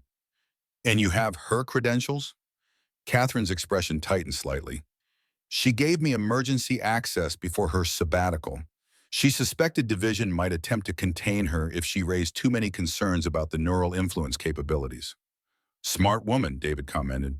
So we use Chen's credentials to access the server, then extract the evidence of unauthorized testing and neural manipulation research. What's our extraction method? Air-gap transfer to encrypted storage, Katherine replied. The data never touches Innovatech's network, which means no digital trail for division to follow. David nodded approvingly at the approach. And our timeline? Server access is least monitored between 5 and 7 p.m. Shift change for security personnel. We're currently on schedule to arrive during that window. As they approached Innovatech's campus, David's phone buzzed with a text from Dr. Winters. MRI complete, proceeding with EEG, Jason stable but anxious, asking for you. The message twisted in David's chest like a physical pain. He should be with his son, not infiltrating corporate servers. But the rational part of his mind, the security architect who had spent years identifying and neutralizing threats, knew that Jason would never be truly safe until division was stopped. Everything okay? Katherine asked, noting his expression. Jason's stable, David replied, pocketing the phone. They're running the EEG now. Katherine pulled into a service entrance at the rear of the Innovatech complex, using her executive pass to bypass the standard security checkpoint. We'll enter through the research division loading dock, she explained. Fewer cameras, less foot traffic. As they exited the car, David felt the familiar heightened awareness that came with high-risk operations. Senses sharpened, movements precise, mind calculating probabilities and contingencies with machine-like efficiency. This was the version of himself he had locked away when he became a night guard, a father focused solely on stability and safety. But division had forced his hand, had threatened the one person he had sacrificed everything to protect. Now they would face the consequences of awakening the security architect who had once been considered the best in the industry. Katherine led him through a series of service corridors and emergency stairwells, bypassing the main security systems with practiced ease. Her familiarity with the building's blind spots suggested long planning. This wasn't an improvised operation, but a contingency she had prepared for. You've been anticipating this, David observed as they ascended a rarely used maintenance stair. Katherine didn't slow her pace. I've spent the past year mapping division's integration into Innovatech. I always knew there might come a point when direct action was necessary. Yet you waited until now, David noted. Why? They reached a secure door marked Research Archives, authorized personnel only. Katherine paused, meeting his gaze directly. Because I couldn't do it alone, she admitted. The technical complexity of what Division has built into Neuralink requires someone with your specific expertise to unravel. And because I needed someone with the moral clarity to ensure the evidence would be used properly. She swiped her access card and pressed her thumb to the biometric scanner. The door unlocked with a soft click. The server room is through the main archive and to the left, Katherine instructed. Dr. Chen's workstation is still active. We'll use that to access the secure files. The research archive was a climate-controlled room filled with physical documentation of Innovatech's various projects, paper backups in an increasingly digital world. The silence was absolute, broken only by the soft hum of environmental systems maintaining optimal preservation conditions. David followed Katherine through the meticulously organized space, professional admiration mixing with growing unease. The level of security surrounding these archives suggested information far more sensitive than typical corporate research. They reached Dr. Chen's workstation, a sleek terminal positioned near a smaller, more heavily secured door marked simply Restricted Access. That's our target, Katherine said, nodding toward the restricted area. The physical server containing Project Nexus documentation. We access it remotely from this terminal using Chen's credentials, then transfer only the evidence we need. She seated herself at the workstation, fingers flying across the keyboard as she navigated through multiple security layers. David positioned himself to monitor both the entrance they had used and the restricted access door, hyper-aware of any sound that might indicate discovery. I'm in Chen's account, Katherine reported, her voice low. Accessing the Nexus directory now. David glanced at the screen, noting the impressive array of security protocols Katherine was navigating with practiced ease. You have more than basic knowledge of system penetration. A slight smile touched Katherine's lips without reaching her eyes. Before I was CEO, I specialized in encryption and system security. How do you think I recognize the significance of your work at Datrix? The terminal displayed a request for secondary authentication. Katherine produced a small device from her pocket, a hardware key generator that cycled through access codes on a proprietary algorithm. Chen gave you her physical authenticator, David observed, increasingly impressed with the forethought involved. She must have trusted you completely. We were friends before we were colleagues, Katherine replied, entering the generated code. She recognized Division's influence in the project before I did, warned me multiple times that the neural interface was being modified for purposes beyond its original design. The screen flashed green, granting access to a highly classified directory structure. Katherine navigated quickly through the files, searching for specific documentation. There, David said, pointing to a subfolder labeled Field Implementation, Phase 1. That would contain test protocols and results. Katherine opened the folder, revealing dozens of documents with clinical designations. She sorted them by date, focusing on the most recent files.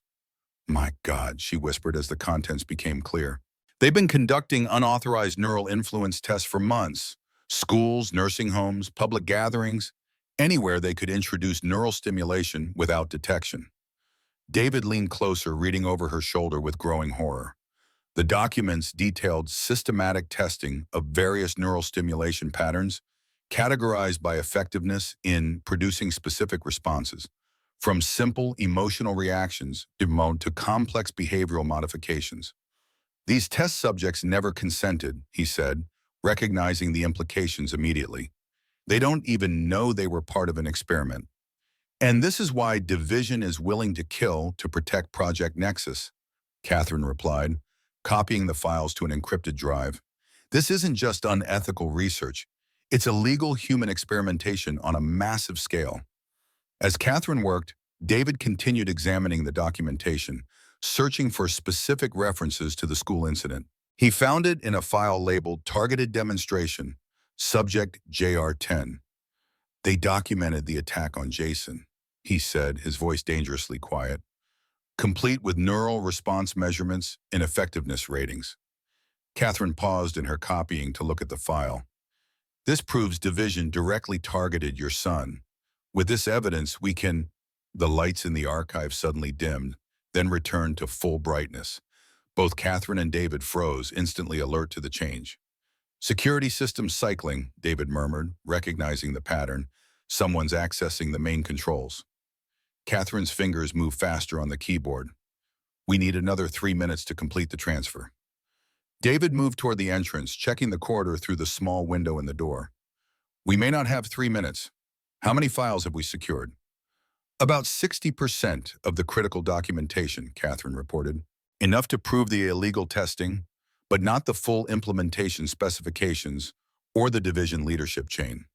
The overhead lights flickered again, followed by a soft click as the door locks throughout the archive reset.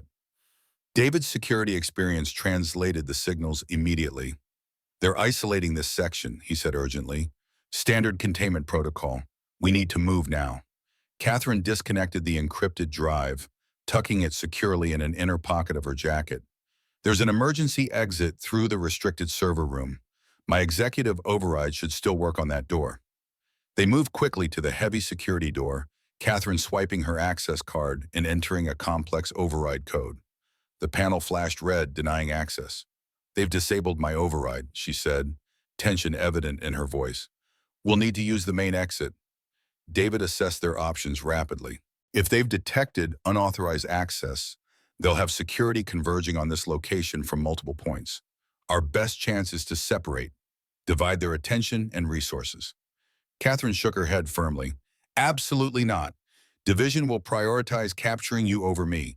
Your technical knowledge makes you the greater threat to their operation. Which is exactly why we need to separate, David countered.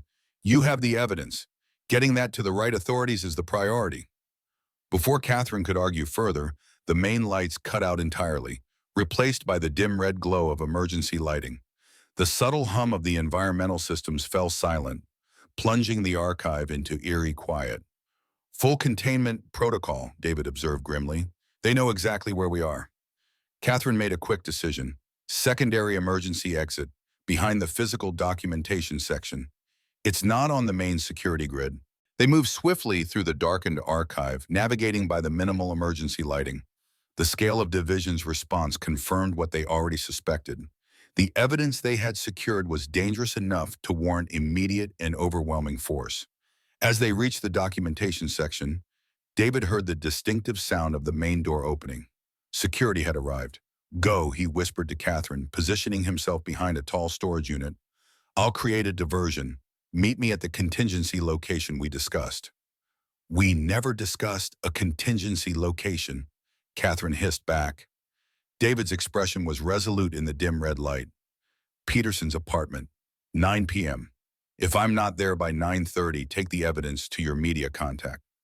For a moment, Katherine seemed about to protest. Then her training took over. She nodded once, squeezing his arm briefly before disappearing behind the rows of documentation toward the secondary exit. David waited until she was out of sight, then deliberately made noise by knocking over a small storage container. The security team responded immediately, flashlight beams cutting through the darkness toward his position. "Security breach in Section 3, a voice reported over a radio, proceeding to investigate." David moved quickly away from Katherine's escape route, drawing the security team's attention in the opposite direction. He could make out at least 3 separate flashlight beams, a substantial response team, likely armed. As he navigated through the darkened archive, David's mind calculated his own escape options. The main door was now guarded. The restricted access area was locked down. His best chance was to create enough confusion to slip past the security team and reach the maintenance stairwell they had used to enter. He deliberately triggered a fire alarm by breaking the glass on an emergency pull station. Immediately, strobing lights added to the confusion, and the piercing alarm would make radio communication between security personnel more difficult. The distraction worked. David heard shouted commands as the security team responded to the new development, their disciplined search pattern disrupted by emergency protocols. Using the confusion to his advantage, David circled back toward the main entrance, staying low and using the storage units as cover. He reached the door just as it opened again, admitting 2 more security officers. David pressed himself into a shadowed alcove, holding his breath as they passed within feet of his position. Once they moved deeper into the archive, he slipped through the still open door into the corridor beyond.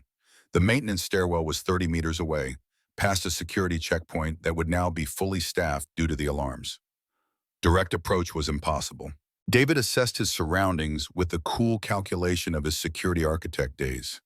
The ceiling featured removable panels concealing utility conduits, a potential alternative route if he could reach them unobserved. A crash cart used for emergency medical responses stood against one wall. David quickly pushed it beneath an air vent, climbing on top to access the ceiling space. The panel moved easily, revealing a narrow crawl space above. He pulled himself up just as more security personnel rounded the corner, responding to the alarms. From his concealed position, David navigated slowly through the ceiling space, using the building's structural supports to move toward the stairwell location. Below, he could hear the organized chaos of a security response in progress. Radio communications, running footsteps, doors being systematically checked and secured. The scale of the operation confirmed his suspicions. This wasn't standard corporate security, but division operatives executing a prepared containment protocol. After what felt like an eternity of careful movement through the dusty confines of the ceiling crawl space, David reached a position above what should be the maintenance stairwell. He carefully moved a ceiling panel, peering down to confirm his location. The stairwell door was visible below, currently unguarded but likely to be secured soon as the search expanded. It was now or never. David lowered himself carefully from the ceiling, dropping the final few feet to land in a crouch beside the door. He tested the handle, still unlocked. Security hadn't yet expanded their containment perimeter to this area. He slipped through the door into the stairwell, descending rapidly but quietly toward the service exit. 3 floors down, he heard a door above him open, followed by the sound of footsteps entering the stairwell. "Check all levels," a voice commanded. "Subject may be attempting to exit through service areas." David increased his pace, reaching the ground floor as the footsteps above continued their methodical descent.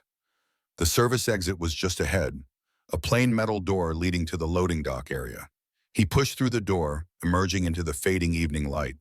The loading dock was mercifully empty of personnel, though he could hear activity around the front of the building as the security response continued to unfold. David moved quickly toward the perimeter fence, staying in the shadows of delivery vehicles and equipment. The fence was 3 meters high, topped with security wire, a substantial obstacle but not impossible.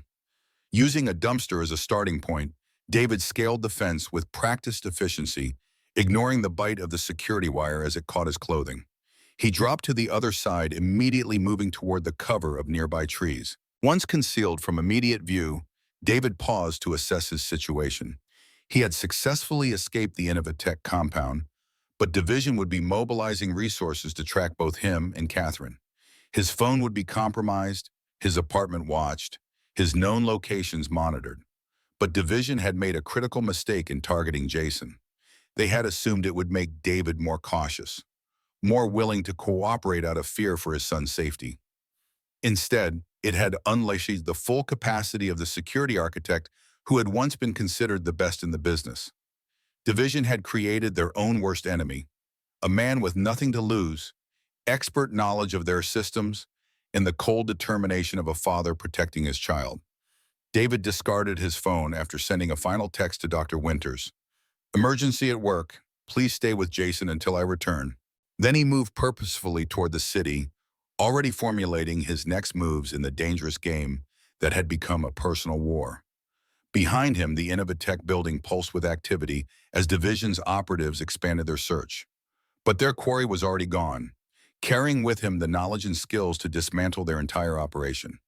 The hunter had become the hunted, and Division was about to learn the terrible consequences of threatening the son of David Reeves. Darkness had settled over the city by the time David reached Oakwood Memorial Hospital. He approached cautiously, staying in shadow, surveying the building for signs of Division surveillance. His trained eye quickly identified them: a dark sedan with 2 occupants at the east entrance, a solitary figure on a bench with too direct a line of sight to the main doors, a security guard whose posture and alertness suggested military training rather than typical hospital protocol. Division had anticipated his return to Jason. They were waiting. David circled the building, seeking alternatives. The service entrance used for supply deliveries appeared less monitored, a calculated oversight perhaps, as Division spread limited resources across multiple potential approaches. The hospital's layout was familiar to David from Jason's previous stays. The service corridor would lead past the kitchen, then connect to the main building near radiology, 1 floor below pediatrics, where Jason would likely be admitted for overnight observation. Using the identity badge of a maintenance worker he'd borrowed during his circuitous route through the city, David accessed the service entrance without challenge. He moved with purposeful confidence through the busy kitchen area, his generic uniform and deliberate pace rendering him effectively invisible to the harried staff. In the main corridor, David paused at a computer terminal, using the maintenance login to access the patient directory. Jason Reeves, Pediatric Ward, Room 412. Admitted for observation following seizure activity, condition stable. Relief washed through him, momentarily weakening the steely resolve that had sustained him since the archive escape. Jason was safe, at least for now. But how long would that security last if Division decided his son had become a liability rather than leverage? David took the service elevator to the 4th floor, emerging at the far end of the pediatric ward. He proceeded cautiously, aware that Division would have someone watching Jason's room directly. At the nurse's station, he noted a man in civilian clothes seated with a clear view of the corridor leading to room 412. The man's attention was too focused, his position too strategic to be a typical visitor. David retreated to a supply closet, quickly assessing options. Direct approach was impossible without revealing himself. He needed a distraction. From his pocket, he withdrew a small device, a universal remote for medical equipment he had acquired during his circuitous journey to the hospital, a remnant from his security testing days when he would routinely probe hospital systems for vulnerabilities. Now it would serve a more immediate purpose. He programmed the device rapidly, then activated it from the safety of the closet. Immediately, alarms at the nurse's station began to signal, patient monitoring systems reporting anomalies across multiple rooms. The coordinated response was immediate. nurses rushing to check affected patients, the surveillance operative momentarily distracted by the sudden activity.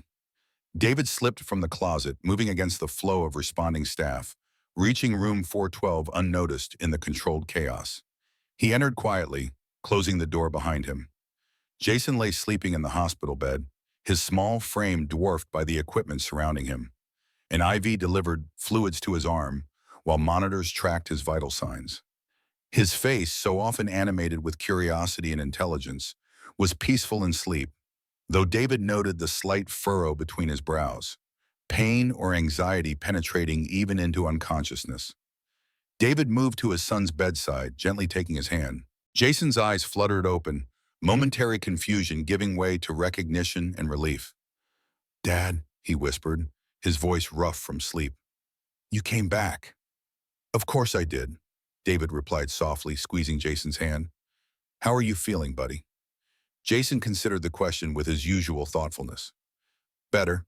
Dr. Winter said the seizure didn't cause any permanent damage, but they want to keep me overnight for observation." David nodded, carefully masking the fury that still burned at the thought of division deliberately causing his son's condition. "That's a good idea, just to be safe." Jason's gaze sharpened, his innate perceptiveness cutting through his father's careful composure. "You're in trouble, aren't you, because of the brain computer?"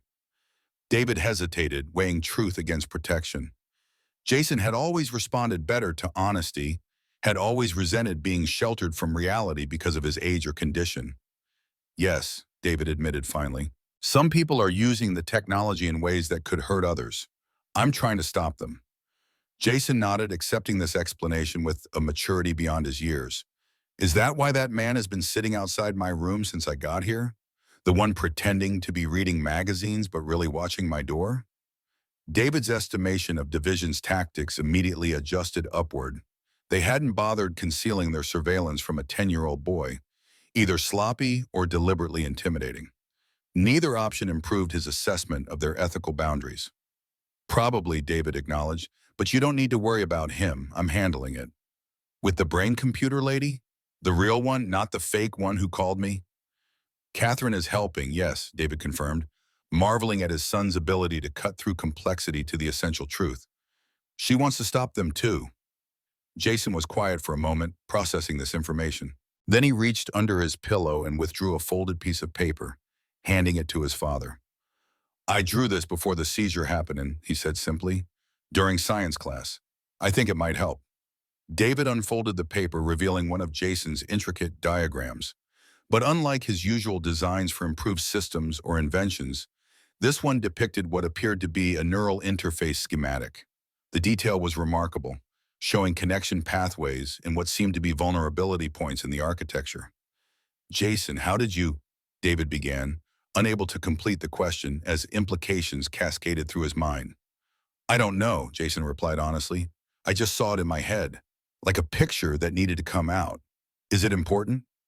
David stared at the diagram, recognizing elements of Neuralink's architecture that he had only recently discovered himself, along with what appeared to be previously unknown backdoor access points in their counterprotocols. The kind of insight that would require intimate knowledge of the system's design. "Yes," David said finally, carefully folding the drawing and placing it in his pocket. "It might be very important. But right now, the most important thing is for you to rest and recover." Jason nodded, though concern remained in his eyes. "Are you staying?" The question contained layers of meaning, not just tonight, but beyond. Was David staying in his role as night security guard, keeping their lives small and safe? Or was he returning to the world that had once defined him, with all its complexity and risk? "I can't stay right now," David said gently. "There's something I need to do to make sure this doesn't happen again, to you or anyone else. But Dr. Winters is here, and there are good people watching over you." Understanding crossed Jason's face. "You're going to stop the bad brain computer people." "That's the plan," David confirmed with a slight smile. "Just be careful of the patterns," Jason warned, his expression suddenly serious. "They make your brain do things you don't want to do." The warning sent a chill through David, not just for its content, but for the implication that Jason somehow understood the neural manipulation technology at a fundamental level. "I'll be careful," David promised, pressing a kiss to his son's forehead. "Get some rest. I'll be back before you know it." As Jason's eyes began to close again, pulled down by medication and exhaustion, David made a silent vow. Division would pay for what they had done to his son, not through violence or vengeance, but through the complete dismantling of their project and exposure of their crimes. David checked his watch, 8:17 p.m., less than an hour until his planned meeting with Katherine at Peterson's apartment. He needed to move quickly, but first, he needed to ensure Jason's security during his absence. He located Dr. Winters at the nurse's station, pulling the specialist aside for a private conversation. "I need to step out again," David explained in a low voice. "There's a situation related to Jason's condition that requires my attention." Dr. Winters' expression was concerned but understanding. "David, I've known you for 2 years. You've never left Jason's side during a hospital stay. Whatever's happening must be serious." "It is," David confirmed. "I can't explain everything now, but I need to know Jason will be protected while I'm gone. There are people who might take an unhealthy interest in his case." The doctor's expression shifted subtly, professional concern deepening. "Are you suggesting someone deliberately caused Jason's seizure?" David hesitated, then nodded once. "I have reason to believe it wasn't accidental. That's what I'm addressing now." Dr. Winters was silent for a moment, processing this disturbing information. Then his expression hardened with professional resolve. "I'll stay with him personally," he promised, "and I'll arrange for a different security protocol. Hospital staff only, no outside personnel. We have procedures for protecting patients in sensitive situations." Relief washed through David. "Thank you. I should be back by morning, but if anything changes with Jason's condition, I'll use the emergency contact you provided," Dr. Winters assured him. "The secure line, not your cell phone." David nodded gratefully, reminded why he had trusted this man with Jason's care for the past 2 years. As they shook hands, Dr. Winters added quietly, "Whatever you're dealing with, be careful. Jason needs his father." "I know," David replied, the weight of responsibility settling firmly on his shoulders. "That's exactly why I have to do this." Leaving the hospital proved simpler than entering it. The division operatives were focused on monitoring arrivals, not departures. David slipped out through the same service entrance he had used to enter, disappearing into the gathering night with the practiced ease of a man accustomed to moving unseen. Peterson's apartment was across town, a journey that would require caution and indirect routes to avoid potential surveillance. But David moved with renewed purpose, Jason's diagram secure in his pocket, a potential key to undermining Project Nexus at its foundation. The game had shifted from defense to offense, and David Reeves was playing to win. James Peterson's apartment building stood in a quiet neighborhood of modest professionals, the kind of unremarkable residence that attracted little attention by design. David approached cautiously, circling the block twice to identify any surveillance before determining it was as safe as could be expected under the circumstances. The building's security was minimal, a main entrance requiring key fob access, but with the expected vulnerability of residents holding the door for those behind them. David waited patiently until a young woman returning from a dog walk provided exactly this opportunity, nodding thanks as he caught the closing door. Peterson's unit was on the third floor, 3C, at the end of a carpeted hallway that muffled footsteps and provided limited escape routes. A security professional's nightmare, but perhaps Peterson had valued the privacy more than tactical advantages. David checked his watch, 8:54 p.m. If Katherine had escaped Innovatech and evaded Division's surveillance, she would arrive within minutes. If she didn't appear by 9:30, he would have to proceed alone, assuming the worst about her status. The apartment door featured standard locks, nothing that would present a significant challenge to someone with David's background. Using tools he had acquired during his journey across the city, he made quick work of the lock, slipping inside and closing the door silently behind him. The apartment was dark, but David resisted the urge to turn on lights that might be visible from outside. Instead, he used the small pen light from his toolkit to navigate the space. Peterson's living area reflected the man David had known, meticulously organized, minimalist in decoration, with the functional efficiency of someone who valued clarity over comfort. A desk in the corner held a computer setup more sophisticated than typical for a personal residence. Multiple monitors, advanced security features, independent power supply. David moved to the desk, examining it without touching anything. If Peterson had maintained backup copies of the Project Nexus evidence, this would be where he stored them. But the system was powered down, and attempting to boot it might trigger security protocols that would alert Division to his presence. Instead, David searched for physical storage, the kind of redundancy a security professional would maintain for critical information. He found it in the form of a hollowed-out book on the shelf above the desk. Cryptonomicon by Neil Stephenson, a fitting choice for concealing digital secrets. Inside was a small, solid-state drive, unlabeled but secured in protective casing. David pocketed it carefully, continuing his search of the apartment for any additional evidence or information that might prove useful. A soft knock at the door froze him in place.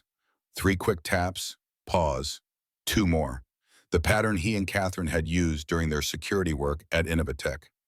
Relief washed through him as he moved silently to the door, checking the peephole before opening it just enough to allow Katherine to slip inside.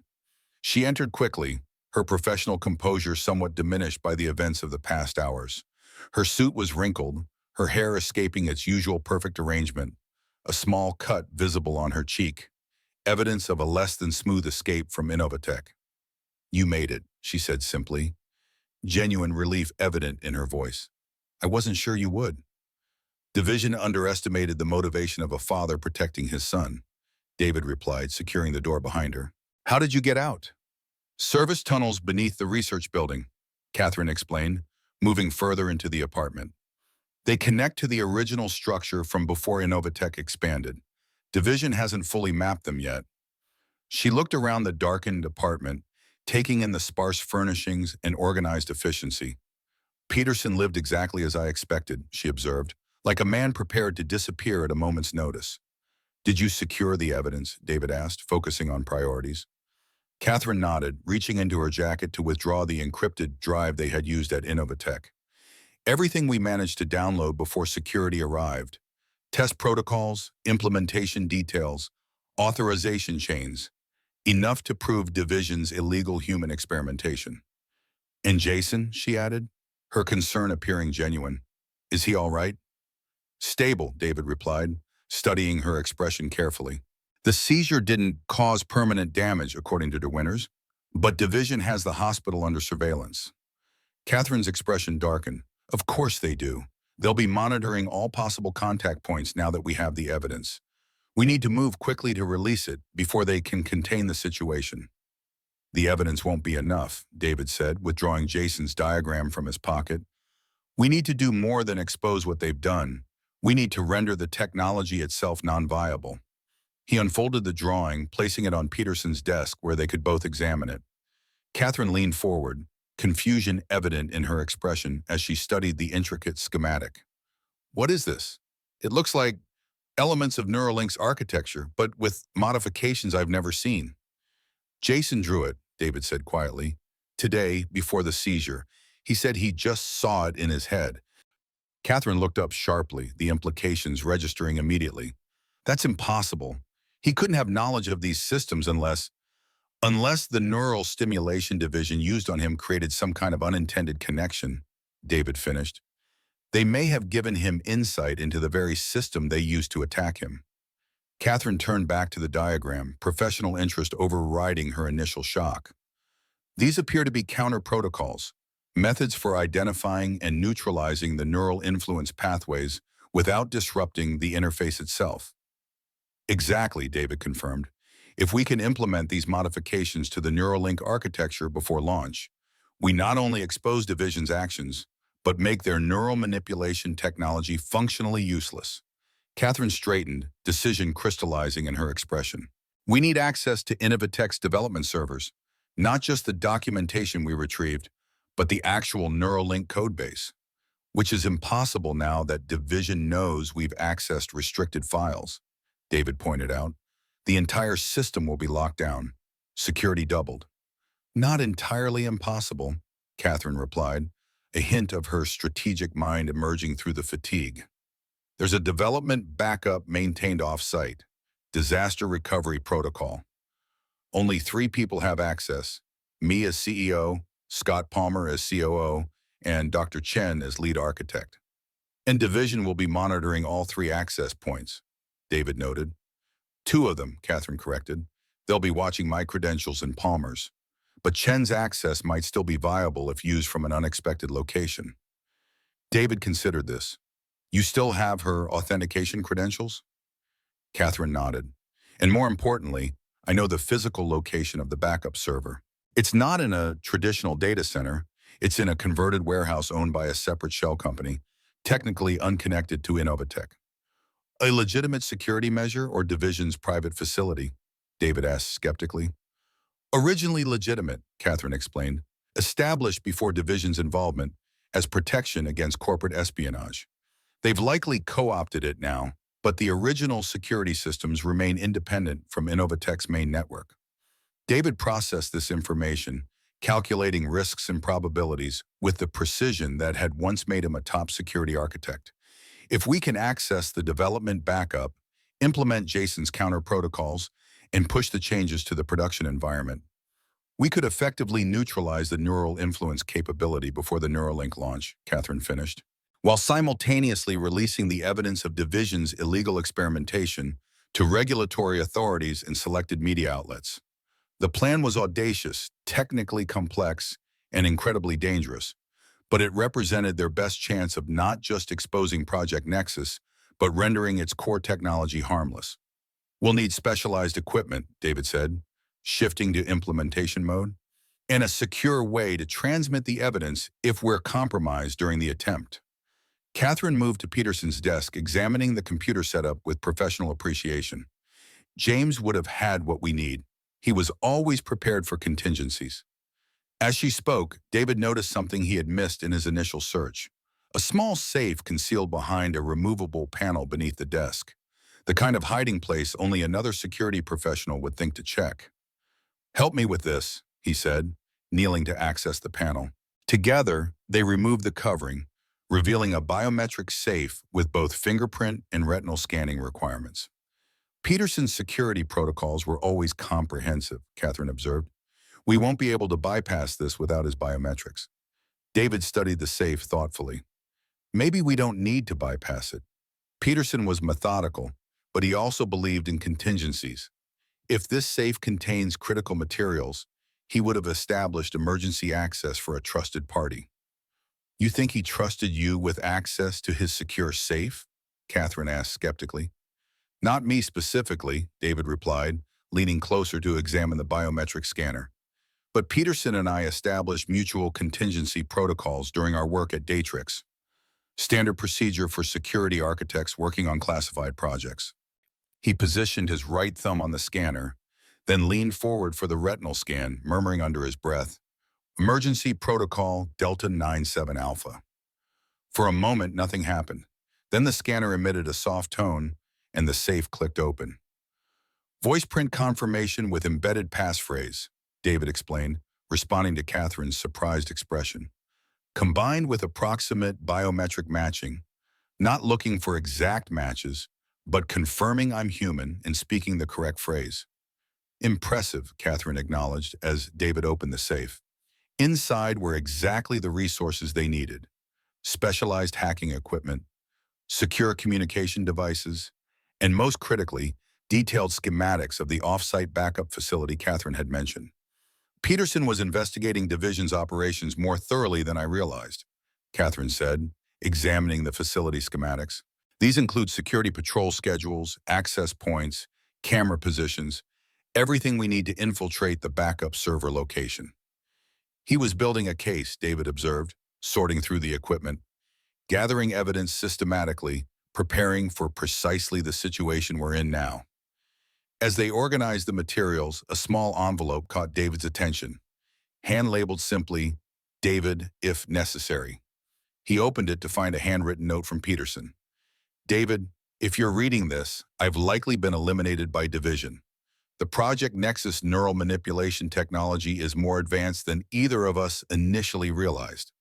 They have moved beyond theoretical applications to active field testing, including targeted manipulation of specific individuals. Most concerning is their apparent success with younger subjects, whose neural plasticity makes them more receptive to the technology. The implications for privacy and autonomy are catastrophic if this technology deploys as planned. The encrypted drive in this safe contains complete documentation of Division's illegal activities, including the neural targeting protocols they're using against test subjects. Password: Jason's birthday plus your Datrix employee ID. One final warning: trust no one completely in this fight. Division's neural influence technology can affect perception and decision-making without the subject's awareness. Even those who believe they're working against Project Nexus may be unwittingly serving its purposes. The counter-protocol in the encrypted files provides temporary protection against neural influence. Use it. James David read the note twice, the implications sending a chill through his system. He handed it to Katherine without comment, watching her expression as she absorbed Peterson's final warning. "He's suggesting that Division could be influencing us without our knowledge," she said quietly, returning the note to David. "That we might not be able to trust our own perceptions." "Or each other," David added, the already complex situation gaining another layer of uncertainty, "which is why we need to implement the counter-protocol he mentioned." He located the encrypted drive in the safe, connecting it to one of Peterson's secure tablets. Using Jason's birthday combined with his old employee ID as the password, he unlocked the contents, revealing comprehensive documentation of Project Nexus far beyond what they had managed to extract from Innovatech's servers. Peterson was thorough, Katherine observed, reviewing the files with growing concern.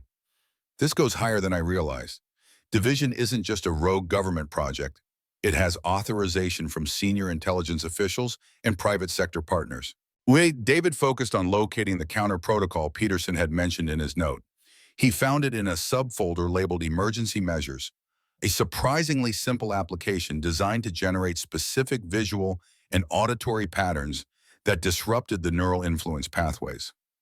"This is similar to the concepts in Jason's drawing," David noted, comparing the counter-protocol to his son's diagram. "The fundamental approach is the same, though Jason's version appears more sophisticated in its implementation." "How could he have known?" Katherine wondered, genuine confusion in her voice. Even with neural stimulation during the seizure, this level of insight seems impossible for a 10-year-old with no prior exposure to the technology. David had been considering this question since seeing Jason's diagram. "I think Division may have underestimated the potential for neural feedback during their demonstration. They intended to show their capability to induce a seizure, but instead created a temporary connection that gave Jason direct insight into their systems." "A backfire," Katherine suggested, "their own technology revealing its vulnerabilities." "Exactly," David agreed, activating Peterson's counter-protocol application on 2 separate devices, one for each of them, which gives us an advantage they won't be expecting. The application generated a seemingly random pattern of light and sound, subtle enough to avoid attention, but according to Peterson's documentation, sufficient to disrupt potential neural influence attempts. "How do we know if this is actually working?" Katherine asked skeptically, watching the pattern cycle on her device. "We don't," David acknowledged. "That's the problem with neural influence technology. By design, the subject remains unaware of the manipulation. All we can do is take precautions and proceed with the mission." Katherine nodded, the professional strategist visibly reasserting control over her concerns. "So we move forward with the plan. Infiltrate the backup server facility, implement Jason's counter-protocols in the Neuralink architecture, and release the evidence of Division's illegal activities." "With one addition," David said, retrieving the solid-state drive he had found in Peterson's hollowed-out book.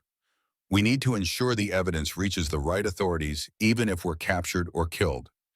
Peterson would have established dead man switches for precisely this scenario. Katherine's expression hardened with resolve. "Let's find them, and then let's end Project Nexus permanently."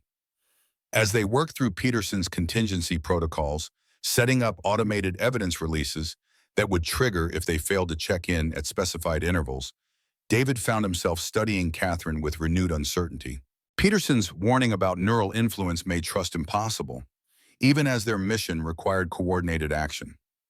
For her part, Katherine seemed to accept this new reality with the pragmatism that had characterized her professional success. "We don't need to trust each other completely," she observed, noticing David's scrutiny. "We just need to share the same objective, stopping division from deploying neural manipulation technology on an unsuspecting public, and preventing them from targeting Jason or anyone else again," David added, his motivation crystallizing around this central point. Katherine nodded in agreement. "Then let's get to work. The backup facility is 20 minutes from here. Security patrols change at 11 p.m., and we have counter protocols to implement." Together, they gathered the equipment they would need, studying the facility schematics one final time. The mission ahead was dangerous, complex, and far from guaranteed success. But it represented their best chance to end Project Nexus before its technology could be deployed. As they prepared to leave Peterson's apartment, David activated the secure communication device they would use to coordinate during the operation. The stakes had never been higher, not just for his career or Jason's safety, but for the fundamental concept of mental privacy and autonomy for every potential Neuralink user. Division had created a weapon that threatened the very nature of human independence. Now it was time to disarm it permanently. The final confrontation was about to begin. The backup server facility resembled an abandoned warehouse from the outside. Peeling paint, minimal external lighting, chain-link fence with rusted no trespassing signs. The deliberate appearance of neglect served as effective camouflage for the cutting-edge technology housed within. David and Katherine observed from the cover of an adjacent building, using night vision equipment from Peterson's cache to study security patterns. As the schematics had indicated, armed guards patrolled the perimeter at 15-minute intervals, while fixed cameras covered potential approach vectors with minimal blind spots. "Security is heavier than when I last accessed this facility," Katherine noted, counting 4 guards where the schematics indicated there should be 2. "Division has clearly upgraded protocols since discovering our activities at Innovatech. But they're still following predictable patterns," David observed, timing the guard rotations. "And they haven't addressed the fundamental vulnerability in their perimeter design." He pointed to a section of the facility where an old loading dock created a potential entry point. The camera coverage appeared comprehensive, but David had identified a 3-second gap in the rotation pattern, invisible to casual observation, but critical to someone with his security background. "We'll need perfect timing," Katherine said, studying the approach. "The camera blind spot only exists for a moment between rotation cycles." "Which is why most security professionals would consider it acceptable risk," David replied. "But most isn't good enough when defending against someone who designs security systems for a living."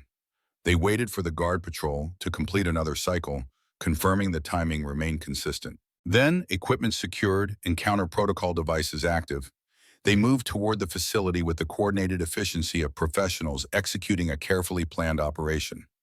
David led the way, counting down the seconds until the critical camera rotation. 3, 2, 1, now. They sprinted across the exposed area, reaching the loading dock precisely as the camera began its rotation away from their position. Using specialized tools from Peterson's cache, David quickly defeated the electronic lock on the service door, allowing them entry to the facility's maintenance area. Inside, the contrast with the exterior was stark. Gleaming corridors, advanced environmental controls, and state-of-the-art security systems revealed the true nature of the facility, a high-security data center disguised as abandoned industrial space. "Server room is 2 levels down," Katherine whispered, consulting the facility schematic they had memorized. "Central core, biometric access, independent power, and cooling systems." David nodded, checking the specialized device that would defeat the biometric security. "Internal cameras, motion-activated in the corridors, continuous in the server room, and at security checkpoints," Katherine replied. "But they feed to an isolated network. If we can access the security control room, we can loop the footage temporarily." "Too risky," David decided. "Better to use the maintenance pathways, fewer cameras, designed for technician access to infrastructure systems." Katherine agreed, and they proceeded through a series of narrow utility corridors that ran parallel to the main facility pathways. David navigated with the confidence of someone who had designed similar systems, anticipating security measures and identifying vulnerabilities with practiced ease. They encountered only one technician during their descent to the server level, a close call that required pressing into a shallow utility alcove as the man passed within inches of their position. The encounter confirmed David's assessment. Division had increased perimeter security, but maintained standard protocols within the facility itself, confident in their outer defenses. The server level presented the first significant challenge, a security checkpoint with 24-hour staffing and multiple authentication requirements. The maintenance pathway terminated at a locked access panel that would open directly into the secured area. Two guards at the checkpoint, David observed through a small ventilation grate. Biometric verification required for all personnel, regardless of clearance level. Katherine studied the layout through the grate. The server room entrance is 30 meters beyond the checkpoint. No way to reach it without being seen. David considered their options, weighing risks against time constraints. We need a diversion, something significant enough to draw the guards away from their posts without triggering a full facility lockdown. He examined the utility systems accessible from their current position, identifying the environmental control panels that regulated temperature and humidity for the sensitive server equipment. Perfect, he murmured, opening the control panel and studying its configuration. With careful precision, he modified the settings to create a gradual temperature increase in a server zone far from their target area. Environmental alert in 5 minutes, he explained to Katherine. Critical servers operating near temperature thresholds will force a technician response. When the guards verify the technician's credentials, we use the distraction to access the server room. Katherine nodded approval of the strategy. Elegant, minimal disruption, maximum effect. They waited in tense silence as minutes ticked by. Finally, alarms began to sound, subtle at first, then more insistent as environmental sensors detected the rising temperatures in the affected server zone. Response was immediate. A technician appeared at the security checkpoint, presenting credentials and explaining the situation with urgent gestures toward the affected area. Both guards engaged with the technician, one checking credentials, while the other monitored security feeds to verify the reported issue. Now, David whispered, quickly defeating the lock on the access panel. They slipped into the secured area, using the guards' diverted attention to move swiftly toward the server room entrance. Katherine approached the biometric scanner, pressing her palm against the surface while David applied a specialized bypass device to the secondary authentication system. For a heart-stopping moment, nothing happened. Then the indicator light changed from red to green, and the heavy security door unlocked with a soft click. They entered quickly, securing the door behind them. The server room was a testament to modern computing power. Rows of gleaming equipment stretching in perfect alignment, cooling systems humming with efficient precision, status lights blinking in rhythmic patterns that indicated normal operations. Development backup servers are in the restricted section, Katherine said, leading the way through the technological maze. Isolated network, independent power supply, military-grade encryption. At the far end of the main server room, another security door protected the most sensitive systems, including the Neuralink development backup. This door featured even more advanced protection, dual biometric authentication, encrypted keycard access, and continuous video monitoring. This is where Chen's credentials are essential, Katherine explained, withdrawing a specialized device from her equipment bag. The system requires not just biometric data, but specific network authentication that can't be easily spoofed. She connected the device to the security panel, initiating a complex sequence designed to simulate Dr. Chen's authorized access attempt. David maintained watch on the main server room entrance, alert for any response to their environmental diversion. We have 4 minutes before the temperature issue resolves itself, he noted, checking his watch. After that, security will return to normal patterns. Katherine worked with focused intensity, her fingers moving across the device with practiced precision. Almost there, she murmured. The system is accepting Chen's authentication profile, but it's requesting secondary verification from Innovatech's main network. Expected security protocol, David observed. Can you bypass it? Not bypass, but simulate, Katherine replied, activating a secondary function on the device. Peterson's equipment includes pre-recorded network responses for precisely this scenario. The security panel processed the simulated verification, internal mechanisms whirring as it evaluated the authentication attempt. Finally, the indicator shifted to green, and the door released with a pneumatic hiss. "We're in," Katherine said, relief evident in her voice. The restricted server area was significantly smaller than the main room. Just 6 server racks, each containing specialized hardware dedicated to Innovatech's most sensitive projects. Katherine moved directly to the third rack, identifying the specific servers that contain the Neuralink development backup. "We'll need direct system access," she said, connecting a specialized laptop to the server's maintenance port. The neural interface code is isolated in a protected partition with multiple encryption layers. David joined her at the terminal, his security architect expertise coming to the forefront as they navigated through the system's defenses.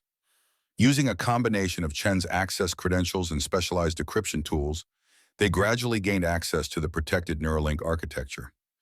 "There it is," David said as the neural interface code appeared on the screen, "the foundation of Project Nexus and its greatest vulnerability." He withdrew Jason's diagram, spreading it beside the laptop as they examined the code structure. The parallels were unmistakable. Jason had somehow perceived the fundamental architecture of the system, identifying the precise connections that enabled neural influence capabilities. Working together, David and Katherine began implementing the counterprotocols from Jason's diagram, modifying the neural interface code to prevent unauthorized influence while maintaining normal functionality. The work was complex, requiring deep understanding of both the technology and its potential exploitation. "These modifications are elegant," Katherine observed as they progressed. "They don't just block the influence pathways, they redirect them into detection protocols that would alert users to any attempted manipulation."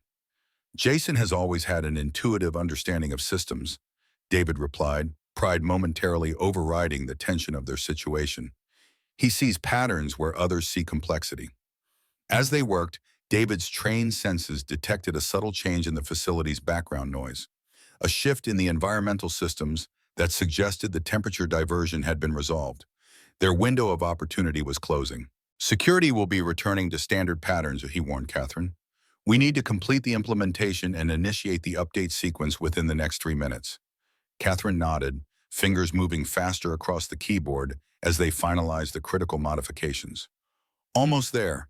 The system will resist these changes. They fundamentally alter the proprietary functionality Division has implemented, which is exactly why we need to force an automatic update to the production environment," David replied, initiating a specialized sequence designed to override normal validation protocols. "Once these counter protocols are in the live system, Division won't be able to remove them without taking the entire neural interface offline." A warning appeared on the screen, the system detecting unauthorized modifications to core architecture components. Katherine quickly bypassed the alert, using Chen's highest level credentials to authorize the changes and initiate the update sequence. "Update initiated," she confirmed, "pushing to production environment now. Division will detect the changes within minutes, but by then it will be too late to stop the propagation." David nodded, already moving to the next phase of their plan. Now for the evidence distribution. Using Peterson's secure communication device, he activated the dead man's switches they had configured, sending the complete Project Nexus documentation to selected regulatory authorities, journalists, and oversight committees. The information would be released in a cascading sequence, ensuring that even if Division managed to suppress some outlets, others would continue the distribution. "Evidence distribution initiated," David confirmed. "Peterson's contingency protocols are executing as designed." As they disconnected from the server and prepared to exit, an alarm suddenly blared throughout the facility. Not the subtle environmental alert from earlier, but a full security breach notification. "They have detected our presence," Katherine said, quickly gathering their equipment. "Either the system modifications or unauthorized access to the restricted server area." "We need to move," David agreed, already heading for the exit. "Alternate escape route through the maintenance levels. East side emergency exit, as outlined in Peterson's schematics." They moved swiftly through the server room, abandoning stealth for speed as the facility's security systems shifted to full alert status. Red warning lights pulsed in the corridors, and the sound of security personnel responding to the breach echoed through the previously quiet spaces. David led the way to a maintenance access point, quickly defeating the lock and guiding Katherine into the utility corridor beyond. They navigated the narrow passage at a controlled run, heading for the emergency exit that would lead them to the facility's east perimeter. Security response will be concentrated at standard exit points, David noted as they moved. The emergency exit is designed for evacuation, not infiltration. Their coverage will be lighter. As they neared the exit point, Katherine's secure communication device buzzed with an incoming message. She checked it quickly, her expression shifting to one of surprise and concern. "It's from my contact at the Regulatory Commission," she reported. "They've received the Project Nexus evidence and are mobilizing an immediate response. FBI Cybercrime Division has been notified and is preparing to secure Innovatech headquarters." "That's faster than expected," David observed. Peterson's reputation must have lent credibility to the evidence. They reached the emergency exit, finding it secured with standard crash bar mechanisms designed for rapid evacuation. David checked the exterior through a small security window, confirming their escape route remained viable despite the facility-wide alert. "Two guards converging on this position from the north perimeter," he noted. "We have approximately 40 seconds to clear the fence line before they have visual contact." Katherine nodded, adjusting her equipment for minimum hindrance during their escape. "Ready when you are."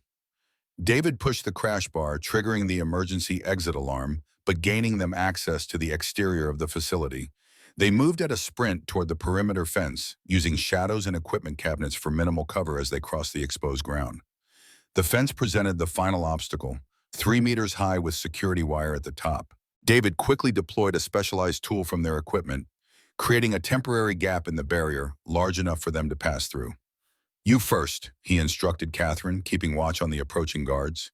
She slipped through the opening efficiently, turning immediately to help stabilize the gap as David followed. They cleared the perimeter just as flashlight beams cut through the darkness behind them. Security personnel responding to the breach alerts. Not pausing to confirm pursuit, they continued moving away from the facility, using the industrial landscape for cover as they put distance between themselves and Division's operatives. Only when they had reached the predetermined extraction point, an abandoned subway maintenance tunnel 3 blocks from the facility, did they pause to assess their situation. "We did it," Katherine said, a mixture of exhaustion and exhilaration in her voice. "The counterprotocols are implemented, the evidence is distributed, and Division's neural manipulation capability has been effectively neutralized." David nodded, checking the secure communication device for updates. "Peterson's distribution protocol is working perfectly. The evidence has reached all designated recipients, and initial responses indicate the information is being taken seriously at the highest levels." The implications of their success were profound, not just the exposure of Division's illegal experimentation, but the prevention of widespread neural manipulation technology deployment. They had protected countless potential victims from having their thoughts and behaviors influenced without consent. Most importantly to David, they had ensured Jason's safety. Division's neural influence capabilities had been neutralized, rendering them unable to target his son again. "What happens now?" Katherine asked, the adrenaline of their escape beginning to fade. "Now we complete the mission," David replied, his expression resolute. "We return to the hospital to ensure Jason's security while the authorities respond to the evidence. Division will be desperate, their entire project collapsing around them. They might attempt one final strike against perceived threats." Katherine's expression hardened with determination. "Then we face it together. We've come too far to fail now." As they prepared to leave the safety of their temporary shelter, David's secure communication device buzzed with an incoming message. The text was brief but significant. "Division leadership containment operation underway. Palmer in custody. Hospital security reinforced. Return immediately." Dr. Winters' involvement in the secured communications suggested a level of coordination David hadn't anticipated. The pieces fell into place rapidly in his mind. Winters' immediate understanding of the situation at the hospital, his willingness to implement enhanced security protocols, his knowledge of secure communication channels. Winters is part of this, David realized aloud. Not Division, but some counterforce that's been monitoring Project Nexus. Katherine studied the message, professional assessment evident in her expression. Oversight Commission most likely. Peterson would have established connections with legitimate government authorities as insurance against Division's influence. The development added another layer to the already complex situation, But the immediate priority remained unchanged: Jason's safety and the final neutralization of Division's threat. "Let's move," David said, gathering their remaining equipment. "The hospital is 20 minutes from here. Division's operational capability is compromised, but not eliminated. This is the most dangerous phase, when they have nothing left to lose." Together they emerged from the maintenance tunnel into the quiet pre-dawn streets, moving with renewed purpose toward Oakwood Memorial Hospital. The final confrontation awaited, not just with Division's remaining operatives, but with the truth about Project Nexus and its implications for all involved. The night of secrets and shadows was approaching its end, and in its place a new day would dawn, one in which the hidden potential of both David Reeves and his son would finally be recognized and valued for what it truly was: not a weapon to be exploited, but a gift to be protected.